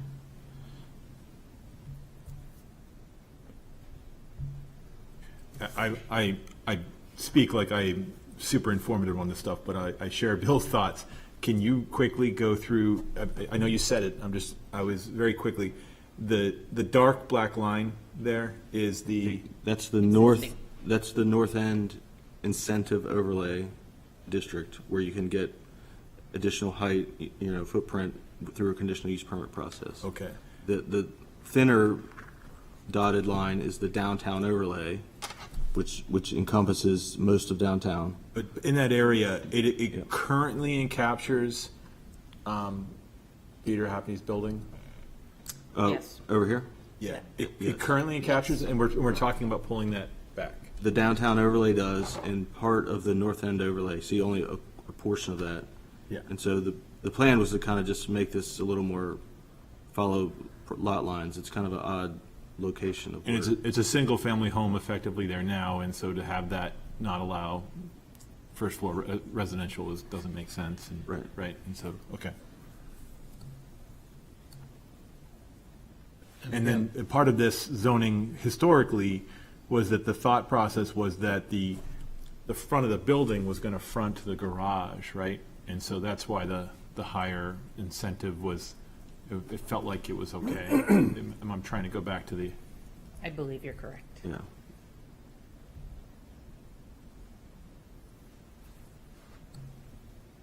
Again, any changes that we recommend to the council will be in the direction of being sensitive to the transition from the more dense to the less dense, where people are now single family. Yes. Yes. We're ready for some public input? yes. Mine's charged.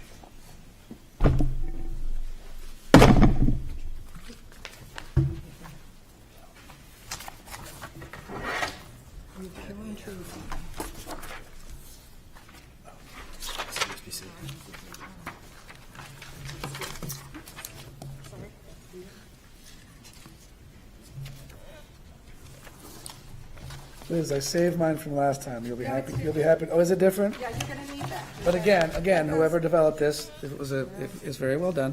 It's still going to be included. She's going to go over that. Are you-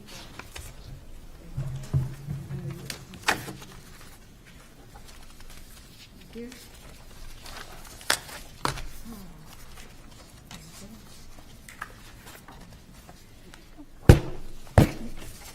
You're hitting your microphone. Stop hitting your microphone.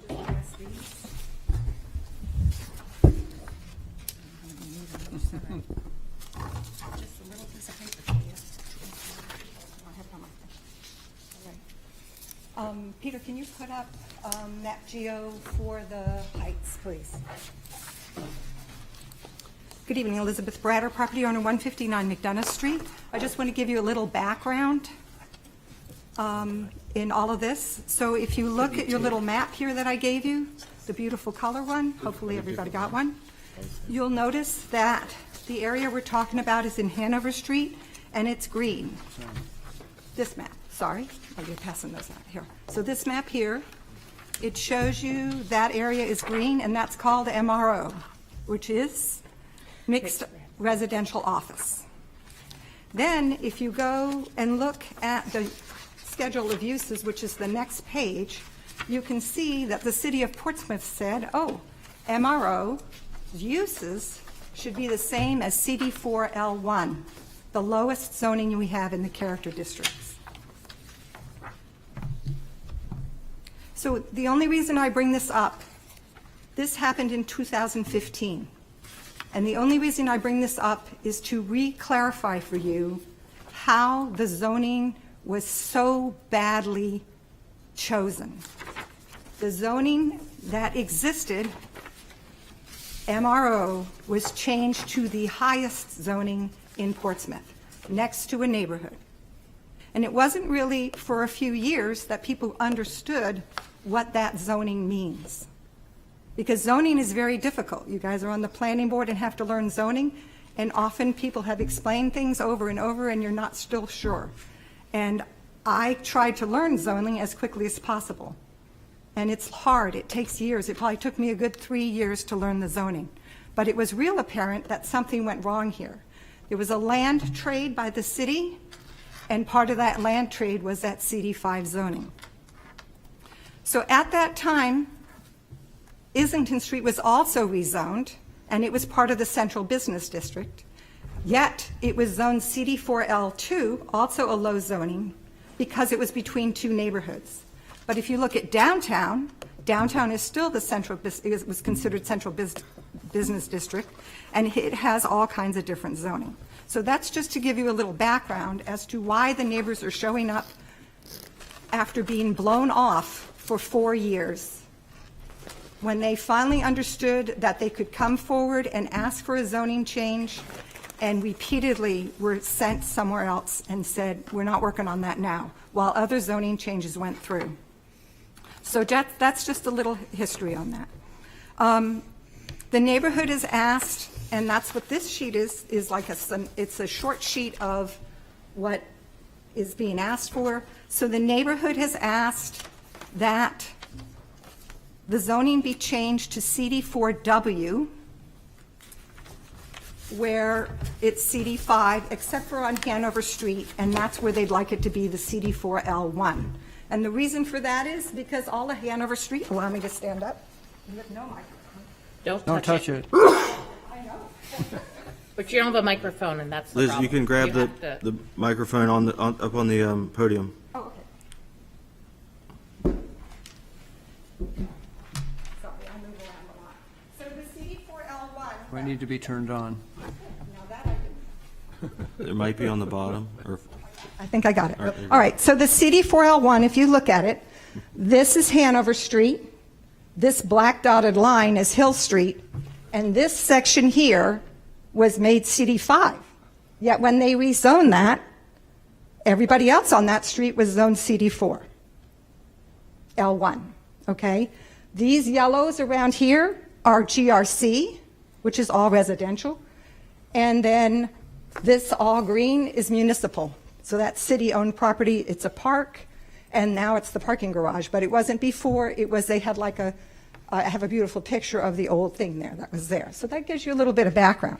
So what the neighborhood is asking for is that, can you make it a little bit bigger? No, smaller, I meant, yeah, smaller, so they can see more. That this area here, all of this brown, be turned into CD4W and not CD4. And the reason why is if you look at the sheet, the difference is very minimal between CD4 and CD4W. And CD4W's difference is the uses.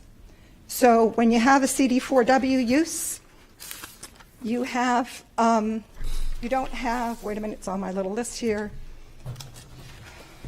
You don't have indoor performance centers of 500 people.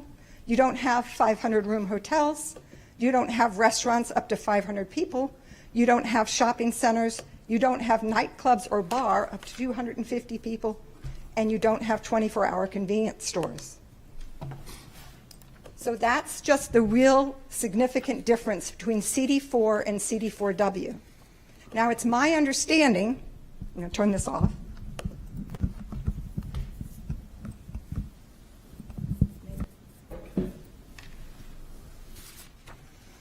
It's my understanding that in character districts, you can put any character district in an area that's zoned character districts. So if you look at downtown, downtown has CD4L1, has CD4 for regular CD4 and CD5.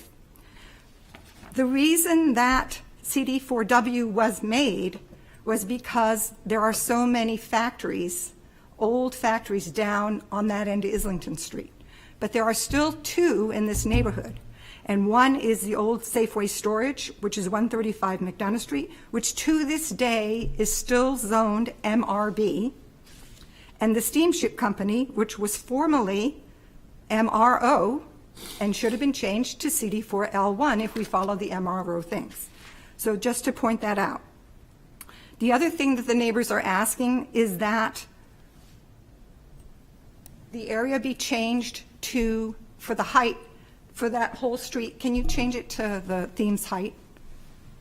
what height? He's going to, they Yeah, want it 2 they're- to they're 3 on. stories, he's They're going to on. pull it up? They're on. They're on, okay, so They're you'll on. notice that the whole neighborhood is green, including Bridge Street. Can you see that from where you are? So all of Bridge Street is green, all of Islington Creek is green, and the part that's GRC is actually 35 feet. All of, it's pretty much green. All of Islington Street is green. The end where the circle is by the parking garage is green, and part of, right here, sorry, I'm just going to show you. This section here, where the Heinemann Building is also green. So see how there's two lines on Foundry Place? One on the left side and one on the right side. That should all be green to match the rest of the neighborhood, and it should go across Bridge Street and come down Hill Street. Why would a street that's 18 feet wide be allowed to be 50-foot heights next to two-story buildings. Who was thinking of that? So that's what that's about. The other thing that the neighborhood is asking is that both the downtown overlay district and the North End overlay district be changed, which I believe Robin will talk about that a little bit. And it makes sense because you don't really need the height, an extra height down there, because you're already higher than the buildings that are there. You also don't need a 10-foot wide sidewalk in the neighborhood on Hill Street. And you don't need the parking requirements to be made less in a neighborhood that has had parking problems for the last 30 years. And they have gotten worse every single year because everybody wants to park for free now because the garage allows you to see the neighborhood, and now they park in there. So what we're asking for is the height down to 2 to 3 stories, 40 feet max on the Islington Creek side of Foundry Place, not on the other side, but on this side. We're asking to have the North End Incentive Overlay District removed from the neighborhood, as well as the downtown overlay, and for it to be CD4W because it provides better protections for the neighborhood in terms of uses. So that's my synopsis. I also included those little pieces of paper. So the original building at 36, just so that you realize, we're talking about, we started this in 2018, and it went before it came to you. By the time it went through everything, we got to 2020. The footprint for Hanover Street, according to MapGeo and according to the developer, is 14,332 square feet. They added on over 3,000 square feet in the back. So that put them over the 15,000 square feet. But remember, we're talking about zoning, we're not talking about projects. The Foundry Place, 89 Foundry Place, shows a footprint, at least that's what I found, of 14,205 feet. Now, they added on a whole bunch of other little things, but I don't know how the city actually counts a footprint. In other words, does it count the little deck they added, or does it count the awning they put on over the thing? I'm just checking basic footprint. It's a 14,205. Now, the Bridge Street thing, which is Ferguson's Plumbing, is 19,000. I went to the assessor's asked this 50-cent question, and it's 19,046. But it was built in 1920, and if it were to be rebuilt, it would have to meet today's zoning, and that is not in today's zoning in terms of setbacks, in terms of, if you look at the building, it touches, it actually goes partly into the street. So it is not going to meet today's zoning. So if somebody goes to rebuild Ferguson's, they are going to have a lot smaller footprint. And that footprint could be brought down to 15,000 square feet, which would allow for more open space, which is one of the biggest things that every city developer is talking about these days, is that we are building and we're covering every piece of a lot and we're not leaving any green space. And this is in a neighborhood that we really need to think about. It should have some green space. Thank you. Thank you.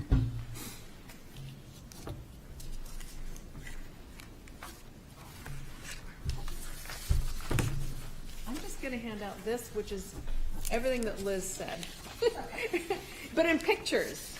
So, and Nicole's helping me there. And it's been updated from the original 2020 to include the current Everything zoning. you're saying is not getting heard by the public.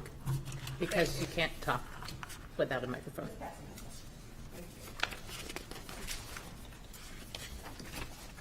I'm sorry if that was rude. I didn't mean it. No, I appreciate that. Robin Husledge, 27 Rock Street. What I just handed out is everything that Liz just verbally walked you through, but it includes pictures because I'm a picture person. And this was the original document we submitted in 2020, but it's been updated with the 2024 zoning reflected, like the maps and everything of the heights.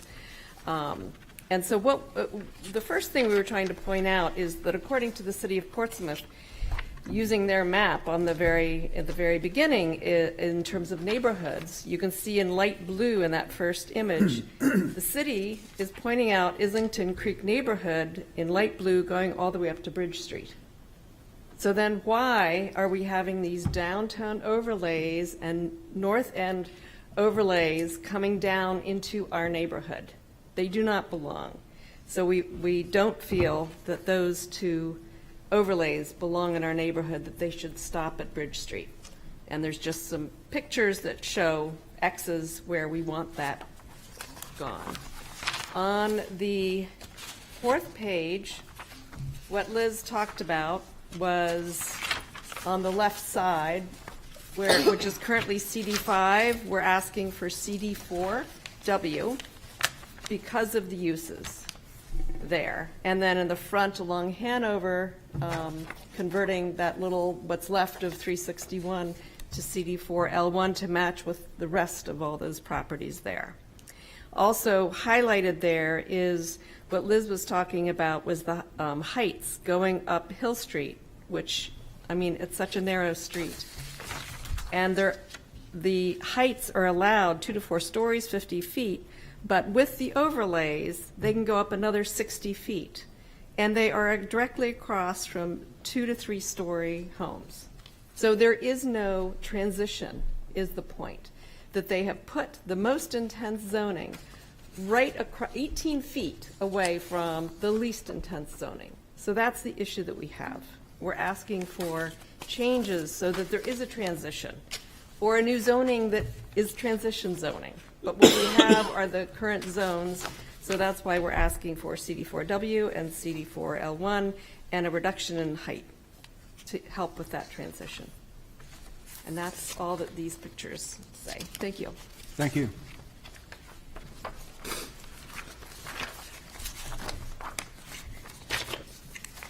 Nicole up here, 44 Rock Street. I truly am so grateful to Robin and Liz because this is not only advocating for our neighborhood, but for our city. And in the 20 plus or whatever years I've lived here, we've all seen a lot of growth. And it is so important. I'm not opposed to development and I'm not opposed to growth, but let's do it right. Let's get it right. And you have heard the history, and I feel like our neighborhood was burned pretty badly, but you can't turn back the hands of time. I get it. Am I going to ever get over it? I don't know. But you can only do what you can do now, and I fully understand the HDC project is grandfathered. We get it. But there are still other lots that are in play. The neighborhood, there's other parts of the neighborhood that are still in play, and what to me is an egregious wrong can be somewhat corrected. So I would hope that these two women, they know what they're talking about. I mean, I am so grateful to them. They have done their homework 200 times over. And again, think about, yes, this is my neighborhood, and that's why I'm particularly invested, but we need people who are watchdogs like this to keep our city beautiful. And right now, my family and I, we live in a house built in 1787 in Old Colonial. Why would the zoning across the street from me be it's like the lowest to the, come on. So you get my point. Thank you for listening, and please consider what they have put before you because it makes a lot of sense. Thank you. Thank you. Is everybody on Zoom?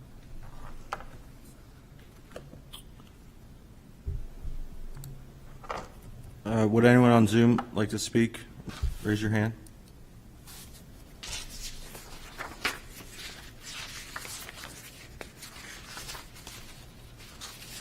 No hands. Well, I heard some proposed changes a little bit to what Peter presented. Yes. I am curious because I'd never heard it before that you can change, if you're already in a character district, you can change within the character district without being spot zoning? I'm not familiar with that. But I'll ask Lisa. I mean, You could make any zoning district, I guess, anywhere, I mean. Right, I'm just thinking, because the Yep. CD4W is so much farther away, was my concern, is that, in my mind, that seems more like you're trying to spot zone by just picking this one clump and making it there when it's not nearby, and it doesn't, you're supposed to have it in with the zoning around it, so that's why I was curious at that comment. I had never heard that before, but I will put the question to our legal department. You articulated my original question a lot better than I did. So you had the same question?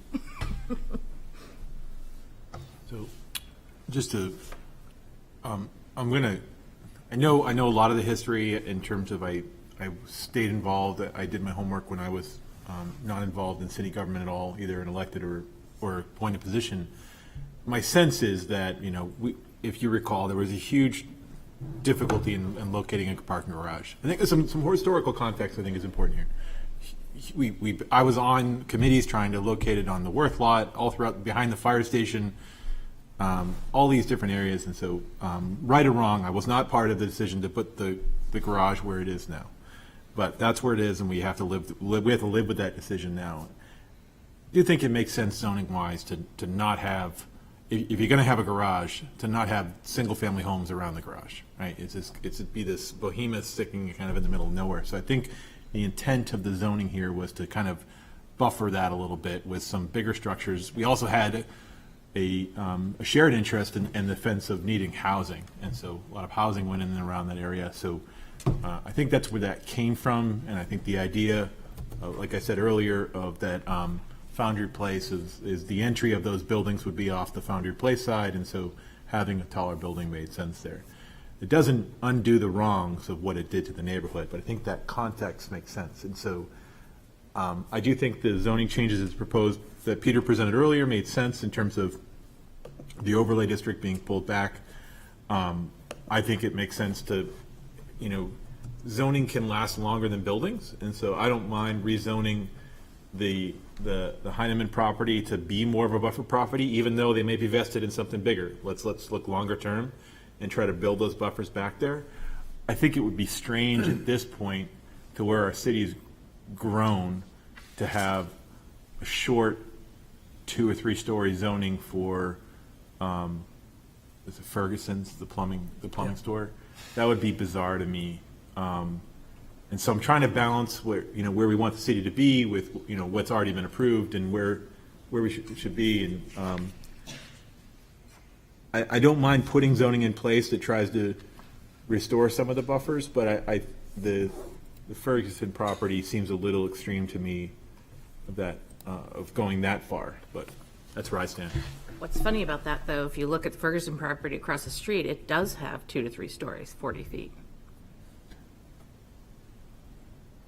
Yeah. Just saying. No, I hear you. I just feel like As I'm sitting here looking at it, because I can maneuver it on my own screen. Yeah, I mean, the old Health and Human Services building, Yeah. across the street is 2 stories. The development at the VFW is bigger than that. The hotel that's going in is bigger than that. The garage is bigger than that. So, I don't know. I could go either way there. I guess it's a good point. But with the properties surrounding it being bigger, it is a little strange to me. But yeah, that's where I stand. Can I ask Peter a question? Sure.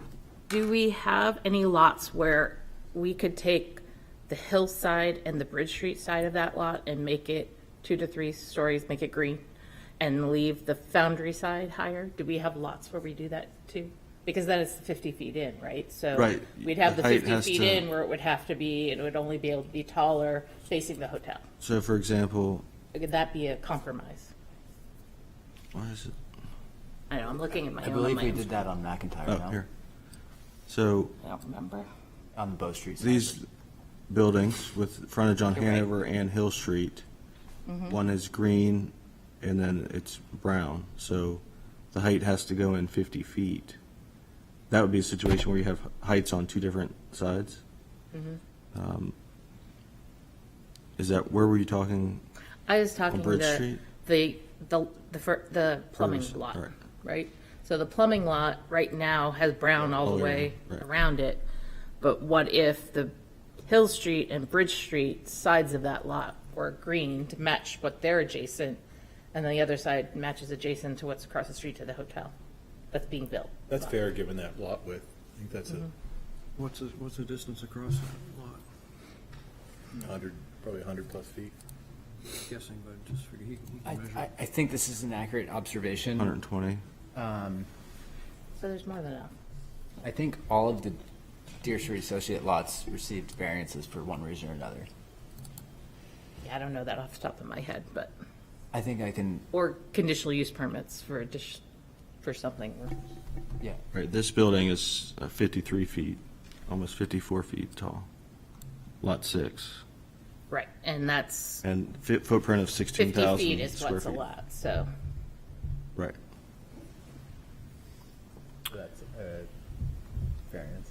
The building on the end could step down too. You can have one building that steps. Right. That's not uncommon. Right, it's not uncommon.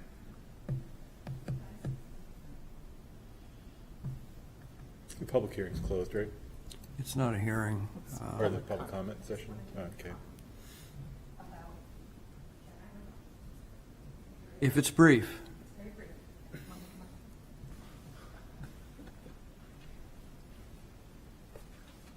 So just for the record, Elizabeth Bradder, 159 McDonough Street.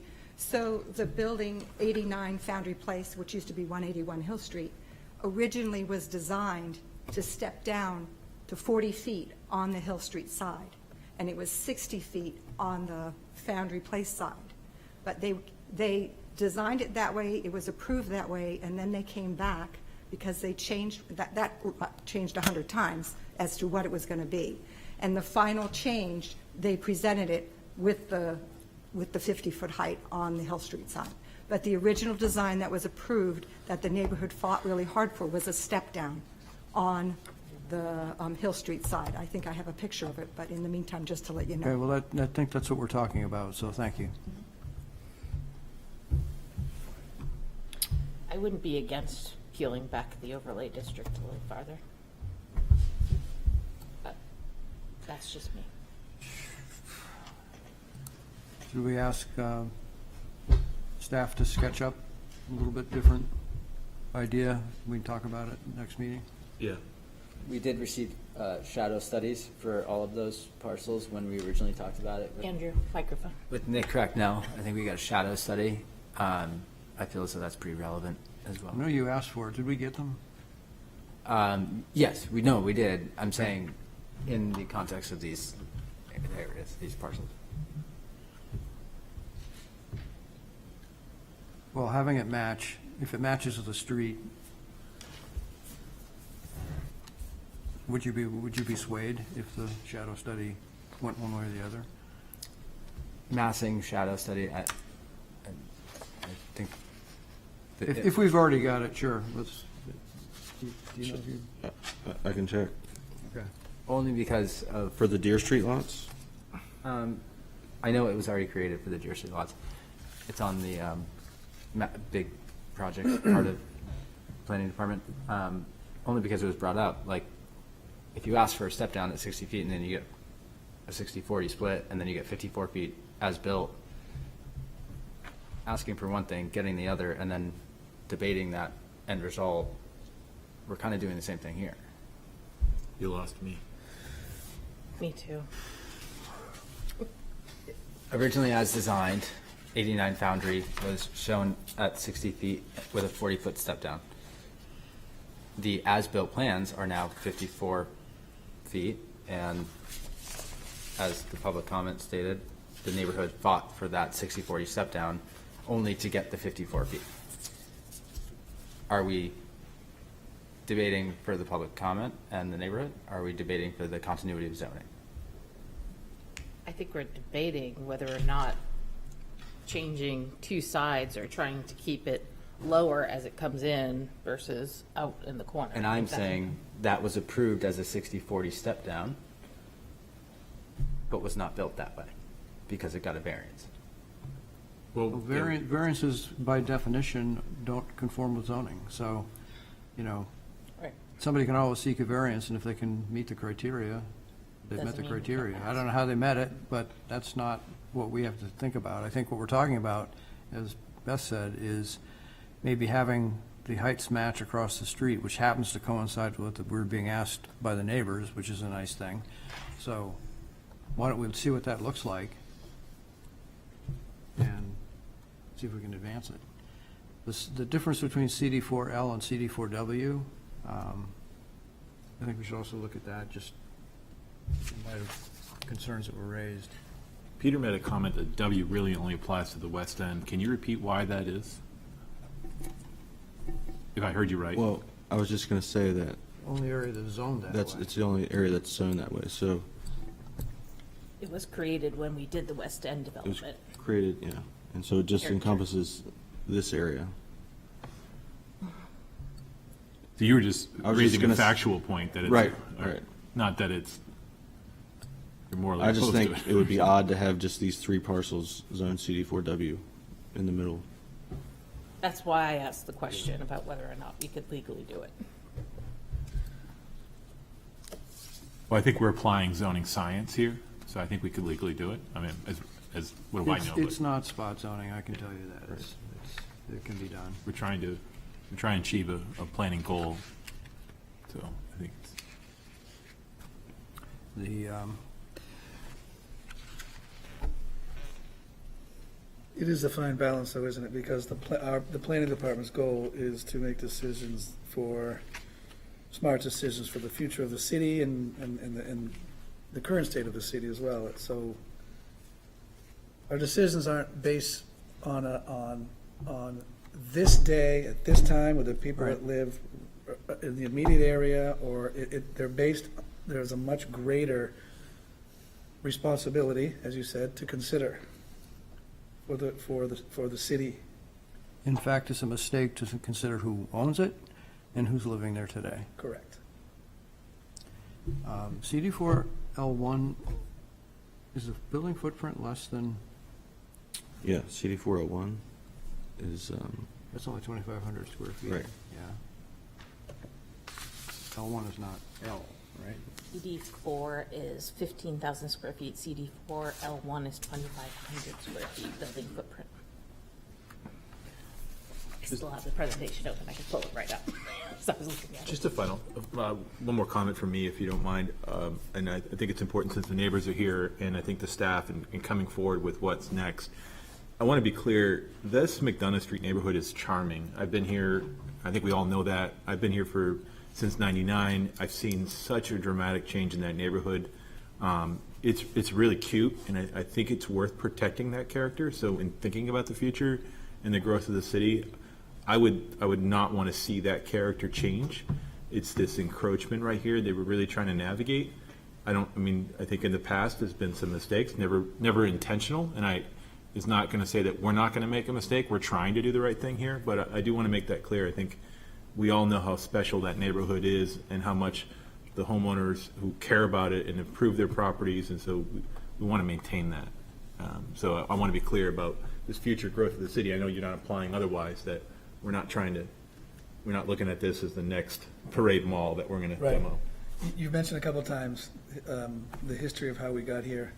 Some of you might remember something called the Northern Tier Study, which was embraced by, I don't think there was any opposition to the Northern Tier Study at the time. I'm going way back to, was it 1990 maybe, 1992? But That's before my time. It basically showed, it showed the Northern Tier built out almost exactly the way it is today. It was a desire of the city at that time, and they were pushing. We can go back even further to when they demolished the entire. So a lot of these places that we find ourselves in were the result of people coming together with these great ideas to move something forward in a very big way, and you can always look back on them and say, well, this is how it happened, correct? I mean, it's and here we are still. We're trying to navigate the next 50 years, not the current day, but we're trying to navigate further out. But the Northern Tier Study is something that's very interesting to look at when there are graphics that show hotels, and it's almost to the design in that booklet, they exist today. It's really interesting to see that growth that was targeted occurred exactly the way it was wanted back in 1990 anyway. Bill? This may not make any sense, but I've got a process question. So if something is approved, and then there's a variance, and they built it so that it's built higher than what the planning board approved, does the lower height or the higher height govern our thinking going forward? I think I may have heard that it was approved at 40, got a variance 54, built at 54, and therefore now we're looking at what's surrounding there and how we're going to act to what's there going forward. And we're reacting to the 54, not the 40. Am I? Yeah, I mean, I think we could learn by looking at how it actually appears on site, which maybe we should do that informally, or, I don't think we need to all go down there together, but I think from a planning perspective, the step down that we talked about before that was brought to our attention is the way it is typically done. That is a common way to transition from one higher zone to a lower zone in an area where we have these compact buildings. On big lots, it's easy because you've got space between the buildings, but that's not the case here. But when you've got a planning board view as to being 40 and a variance to 54, what do we think going forward from that? It might be interesting to read the decision from the Board of Adjustment to find out why, what the rationale was from the applicant and what the rationale was. For the future going forward in that area, or do we begin at a 54, or do we begin at a 40? I think you have to take it all into context, because, if we were to make this, the Ferguson lot a 2-story maximum, we know that they would probably get, approval from a ZBA to get relief from that. Whereas if we can make reasonable zoning, then I think you lessen the chance of a ZBA, finding a hardship on the property. I think all of it has to come into context. The difference from 60 and 54 is a lot less than 60 to 40. So.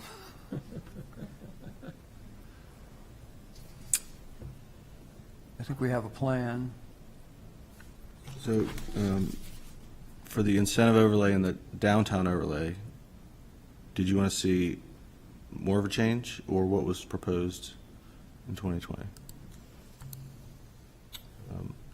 Back then, it was just moving a little bit. Did you want to look at? I think. I can provide. Personally, I was good with the change in the overlay. It was the specifics as to building footprint and height. Okay. Agreed. Did everybody, Everybody else stands? or are people still confused? It's okay to be confused. This is confusing zoning. So would you repeat what you just said, please?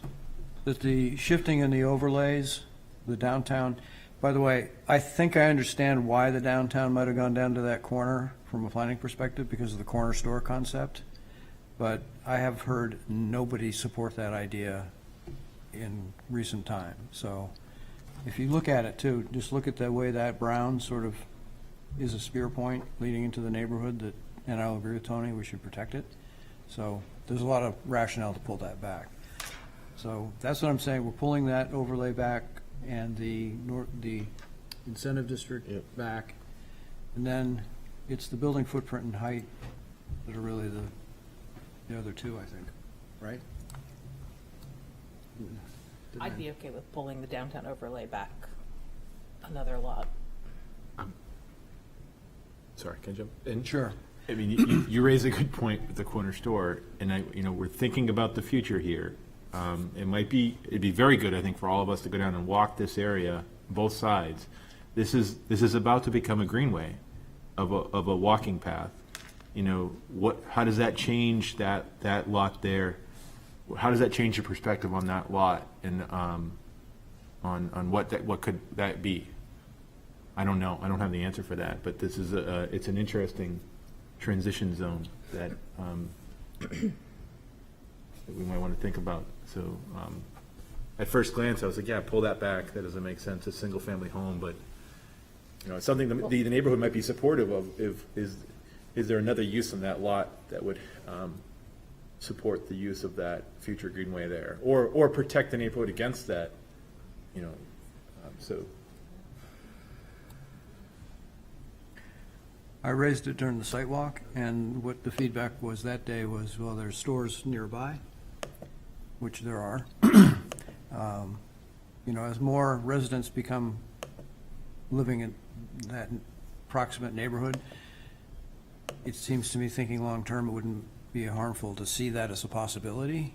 I wouldn't want to preclude it, but it's not my neighborhood, so, and the neighbors don't want it. So I heard that loud and clear. It's, yep, I heard the same thing, and we even heard it from a proposal, the proposal that came in for the Hanover lot, that there was. I will say that, however, in the immediate area, I do a massive, and I know a lot of people, a lot of locals do, a massive amount of business in that immediate area in retail stores and coffee shops, auto mechanics, car part stores, gasoline, burgers. It's very vibrant. It's a very vibrant area down there. So that model works too. Maybe not on that block, but it's kind of related. But if all that were to go, that would be devastating for that Oh, neighborhood. yeah. Devastating. It'd be awful to not have any of that energy in that neighborhood. Agree, I live there. Yeah, I know you do. I know you do. I see you almost every day. Okay, so I think we have another consensus. Somebody has something else they want to raise right away? Nope. So can you remind us so we're not voting on anything tonight? No. We are what with this consensus? Doing what? Remind us, please. Peter's coming, what do you want to Well, say? CD4L1, CD4W comparison. Revise the downtown overlay, north end overlay boundaries. Look at revising the height along Hill Street and Bridge Street. And look to see if we have the shadow studies available. So, They exist. We'll finding them. but we're not advancing this to anyone else. We're still in consideration we're not making any. You're not making any I thought we'd decision bring, tonight, we'd but bring it look to at this and then. next, the make a March decision. meeting. Yeah, Okay, yeah, great. yeah. I do, if we haven't already, and I haven't recognized it, I apologize. I've read all the letters. I'd love to hear from some of the property owners of these very properties that we're talking about changing. It'd be nice for them to be here to speak to what we're doing to their property as well. Will they get noticed if there's going to be a zoning change? I don't believe they do get noticed. Would this create any? If there's what we've done for map changes is we've sent letters to the property owners. If we're changing, like when we did the gateway zone, we mailed letters to the property owners. If we are Does this changing create it, any non-conforming properties if the zoning changes? Yeah, oh, yeah. But what you're saying, Peter, is after the decision is made, they're notified. No, we No? would, Okay. of a public hearing, we would mail them a notice. I actually believe we're required Yeah. to down zoning. I was going to just to clarify, they're getting notified of the public hearing or like after the public hearing? Of the public Okay, hearing. yeah, good. Yeah, I wasn't questioning whether to get notified. I'm just saying it would be nice to Right, hear you- from the before actual them, yeah. property owners. But it's not a requirement, but it would be nice. And this is just, I think, to help the new members, and you may already understand this, so I hope it's not explaining something you don't know. When you're doing a zoning change for an area of the city, it's not, by law, we don't have to notify them. Or it's not, the burden doesn't fall on the city to notify everyone because it's a whole zoning change. So people should be aware of what's going on with their properties. But if it was a ZBA on a specific property, abutters get noticed, or a planning board action on a specific property, then the abutters would get noticed. But when you're doing zoning changes, typically not. I think there's a requirement with a certain small number of parcels. Okay, yeah. I think Especially if you're down. Citywide, you're exactly correct. I think when you have a small less than number. 100, I think. I think it's less than 100. If less than 100 parcels, they get noticed, yes. Now, if there's, so it sounds like, and from what I was getting from all of the stuff we saw, it was a lot. there are already some projects that have been approved that would not meet not meet the zoning that the community is asking for. If we change to what the community is asking for, those projects still go forward, correct? But if someone were to buy that lot from that person, they would have to follow the new zoning ones. No, not the buying, that's not the trigger. Right. If Or some, if they want to make a change to the property, they would have to follow. But if a project has already been approved, a 20,000-foot building in we're rezoning as a 15,000 square foot, but they've already been approved, they don't have to. They change could go anything. forward. Okay, that's what I wanted to there's two clarify. different time periods for what's called vesting, is what you're leading up to. If you have an approval that's on paper, that is vested for a certain time period, which is less than if you've, say, poured the foundation. Now you've done active and substantial development on the site, you've vested that basically forever.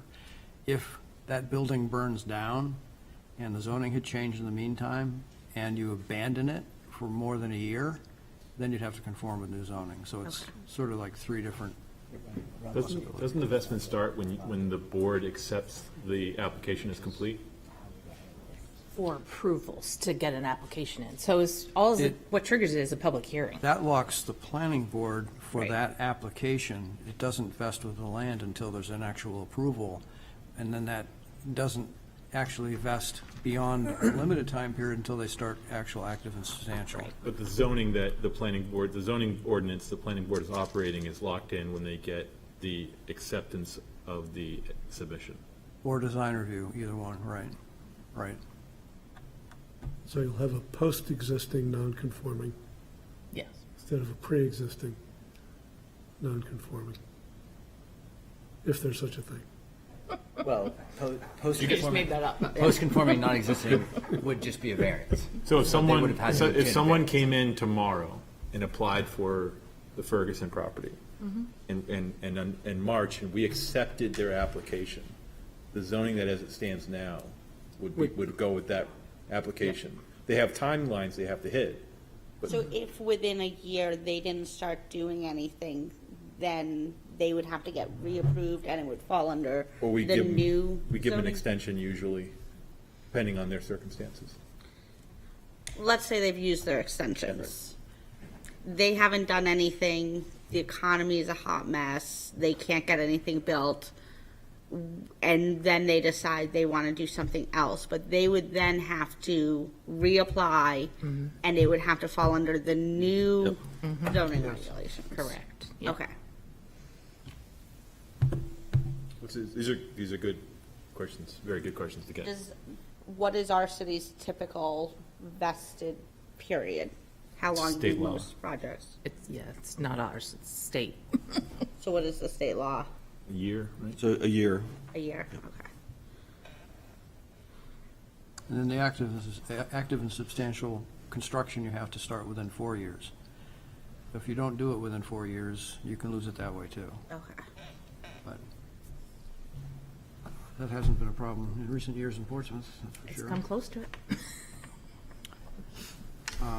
What else you got, Mr. Chairman? We've got We got a more. discussion about solar that isn't ready for prime time, and we have an obligation to try to get done relatively soon, but it is worth talking about because we got some very good public comment, I think, and one of the public comment letters ties into the change in the amendment process that I brought up at the last planning board meeting. Right now, we are having public hearings at the planning board level on zoning amendments, but that's more of a town procedure and not a city procedure. And in fact, the legal department has said point blank, we don't have to have public hearings.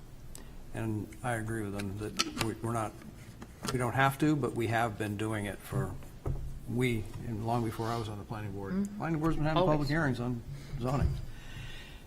The new process that the legal department loves, by the way, is for us as a planning board to look at the technical aspects. And the reason I mentioned under solar is one of the letters from one of the women, I think she worked on the Sustainability Committee, pointing us to one of the city's web pages on solar.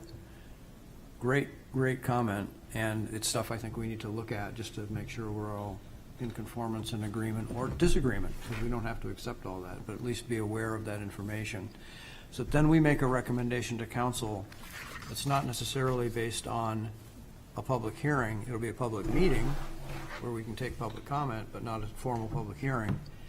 But we can say, yes, this conforms with the master plan, or it doesn't. It conforms with the solar page on the city's website, or it doesn't. It conforms with our downtown parking study or not.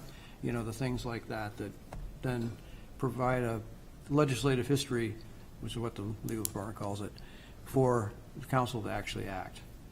And I mentioned it to a couple of councilors. They love it because they don't understand zoning either. So if we give them. Hey. Not all of you. I took that personally. Well, you're here, you're a planning board too. So it's just, I think it'd just be helpful all around for us to dig in at the level that we use these things, these ordinances, and so do folks have a chance to look over the solar draft? Comments? I'm, you're basically trying to add ground mounted, right?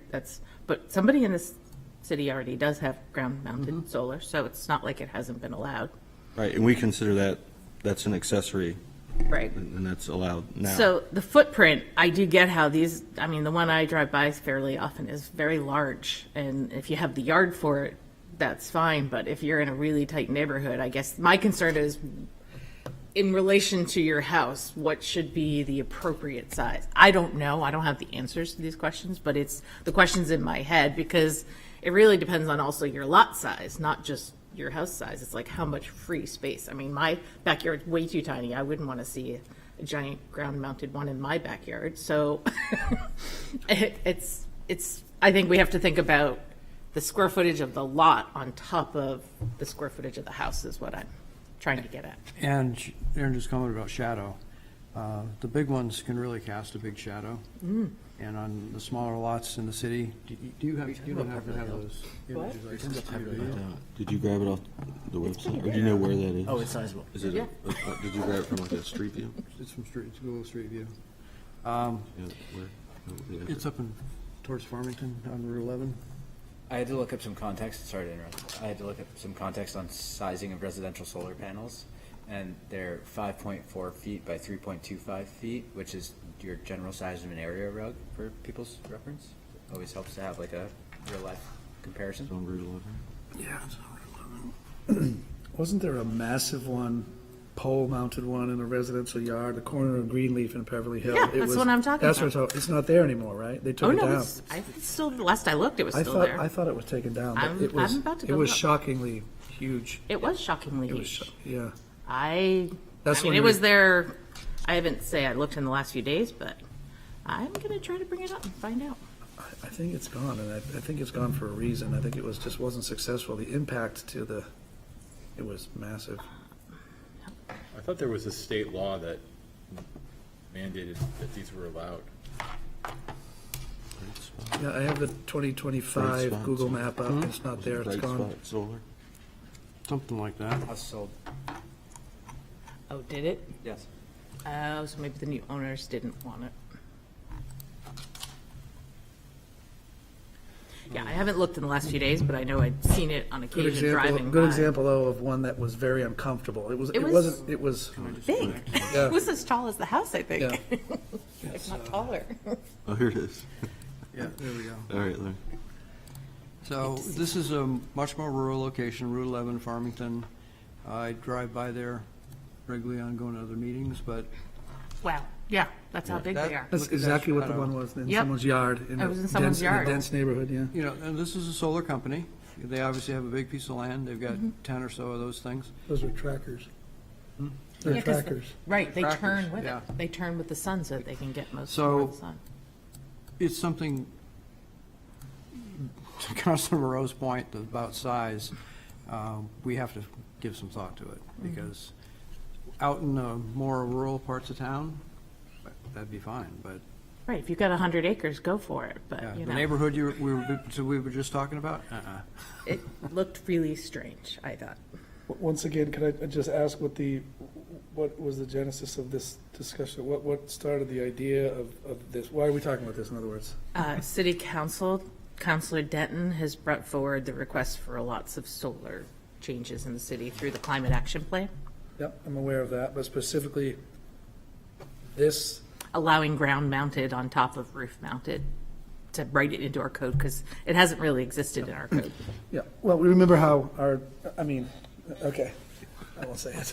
That's where it started. Thank you. So the thing, I think we need to look at how big they are, how tall can they be, how far set back from property lines they should be, and Yeah. how they relate to the context of the neighborhood. Yeah, I think the size of the house and the size of the lot are huge. Important to take into consideration. Is there also a consideration of where in the city you're talking about?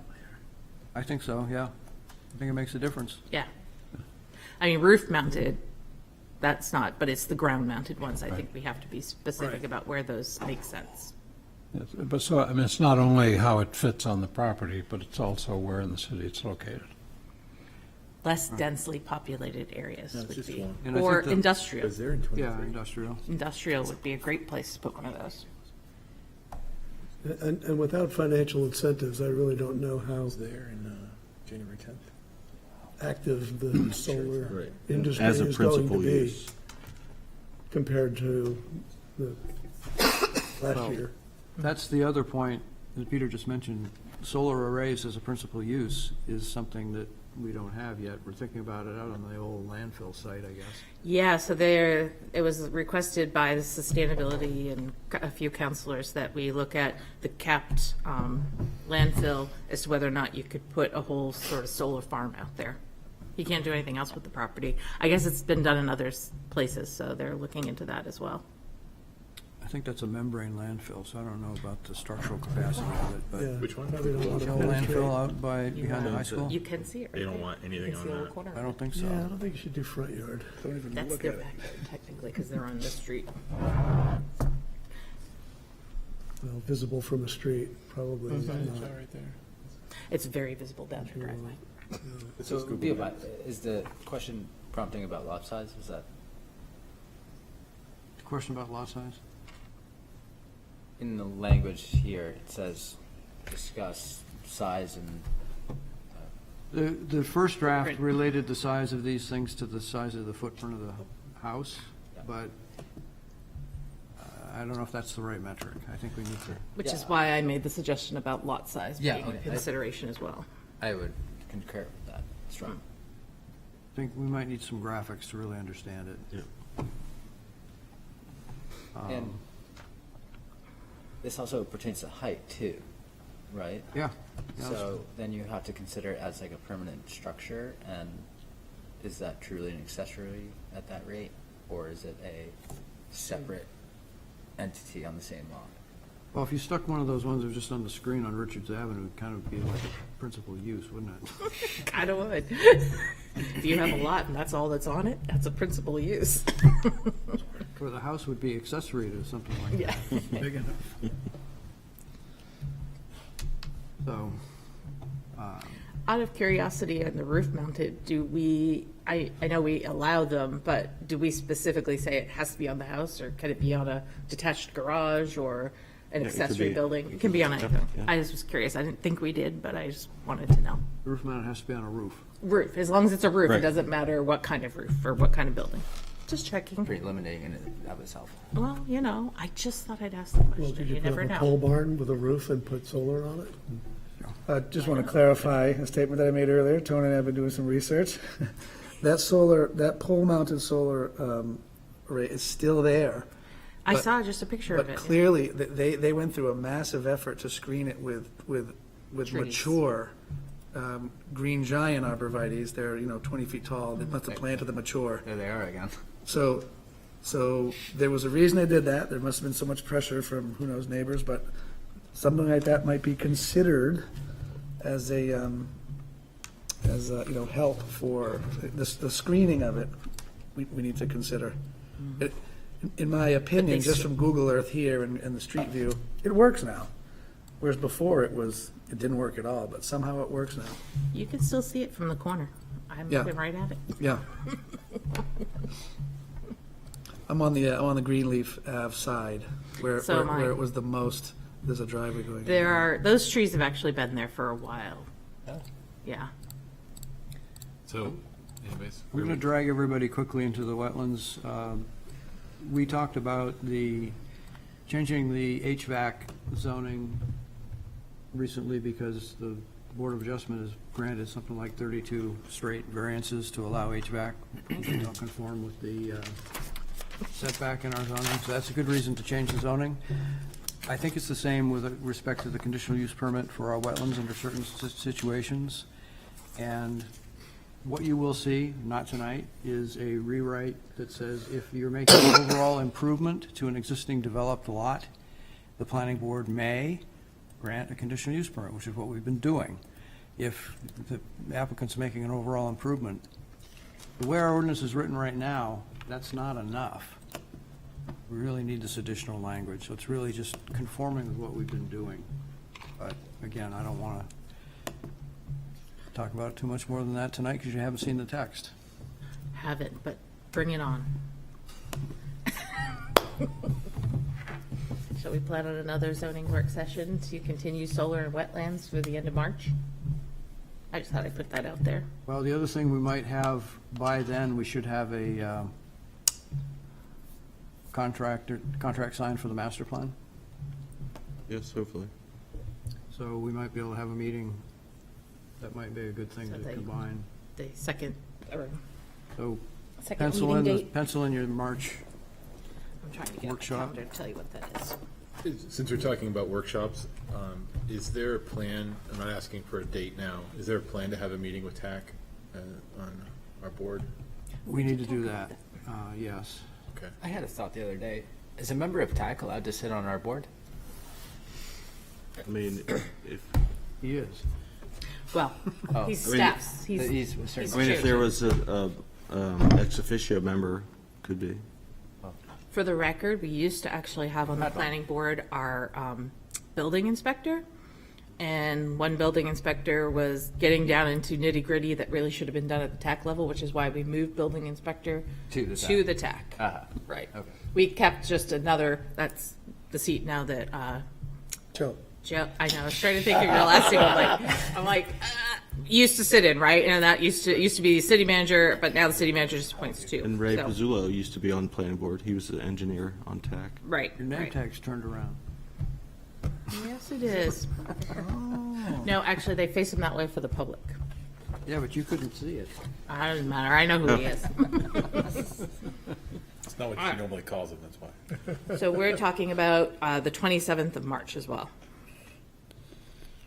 I'll be in Mexico City. So are you new members okay with this sort of aggressive scheduling of meetings? And Sure. we'll try not to have meetings like last week too often, but, by the way, I thank the board for the robust discussion. It was lengthy, painful, but It was painful. I think it worked.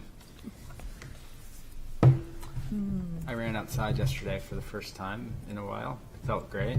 I ran by that site. And I was like, all I could think about. It's all I could think about. You didn't get hit, that's good. No, That's no one good. in Lester King yesterday. All right, well, unless there's anything else, I'm going to adjourn the meeting. Thank you. I'm going Thank you very home. much.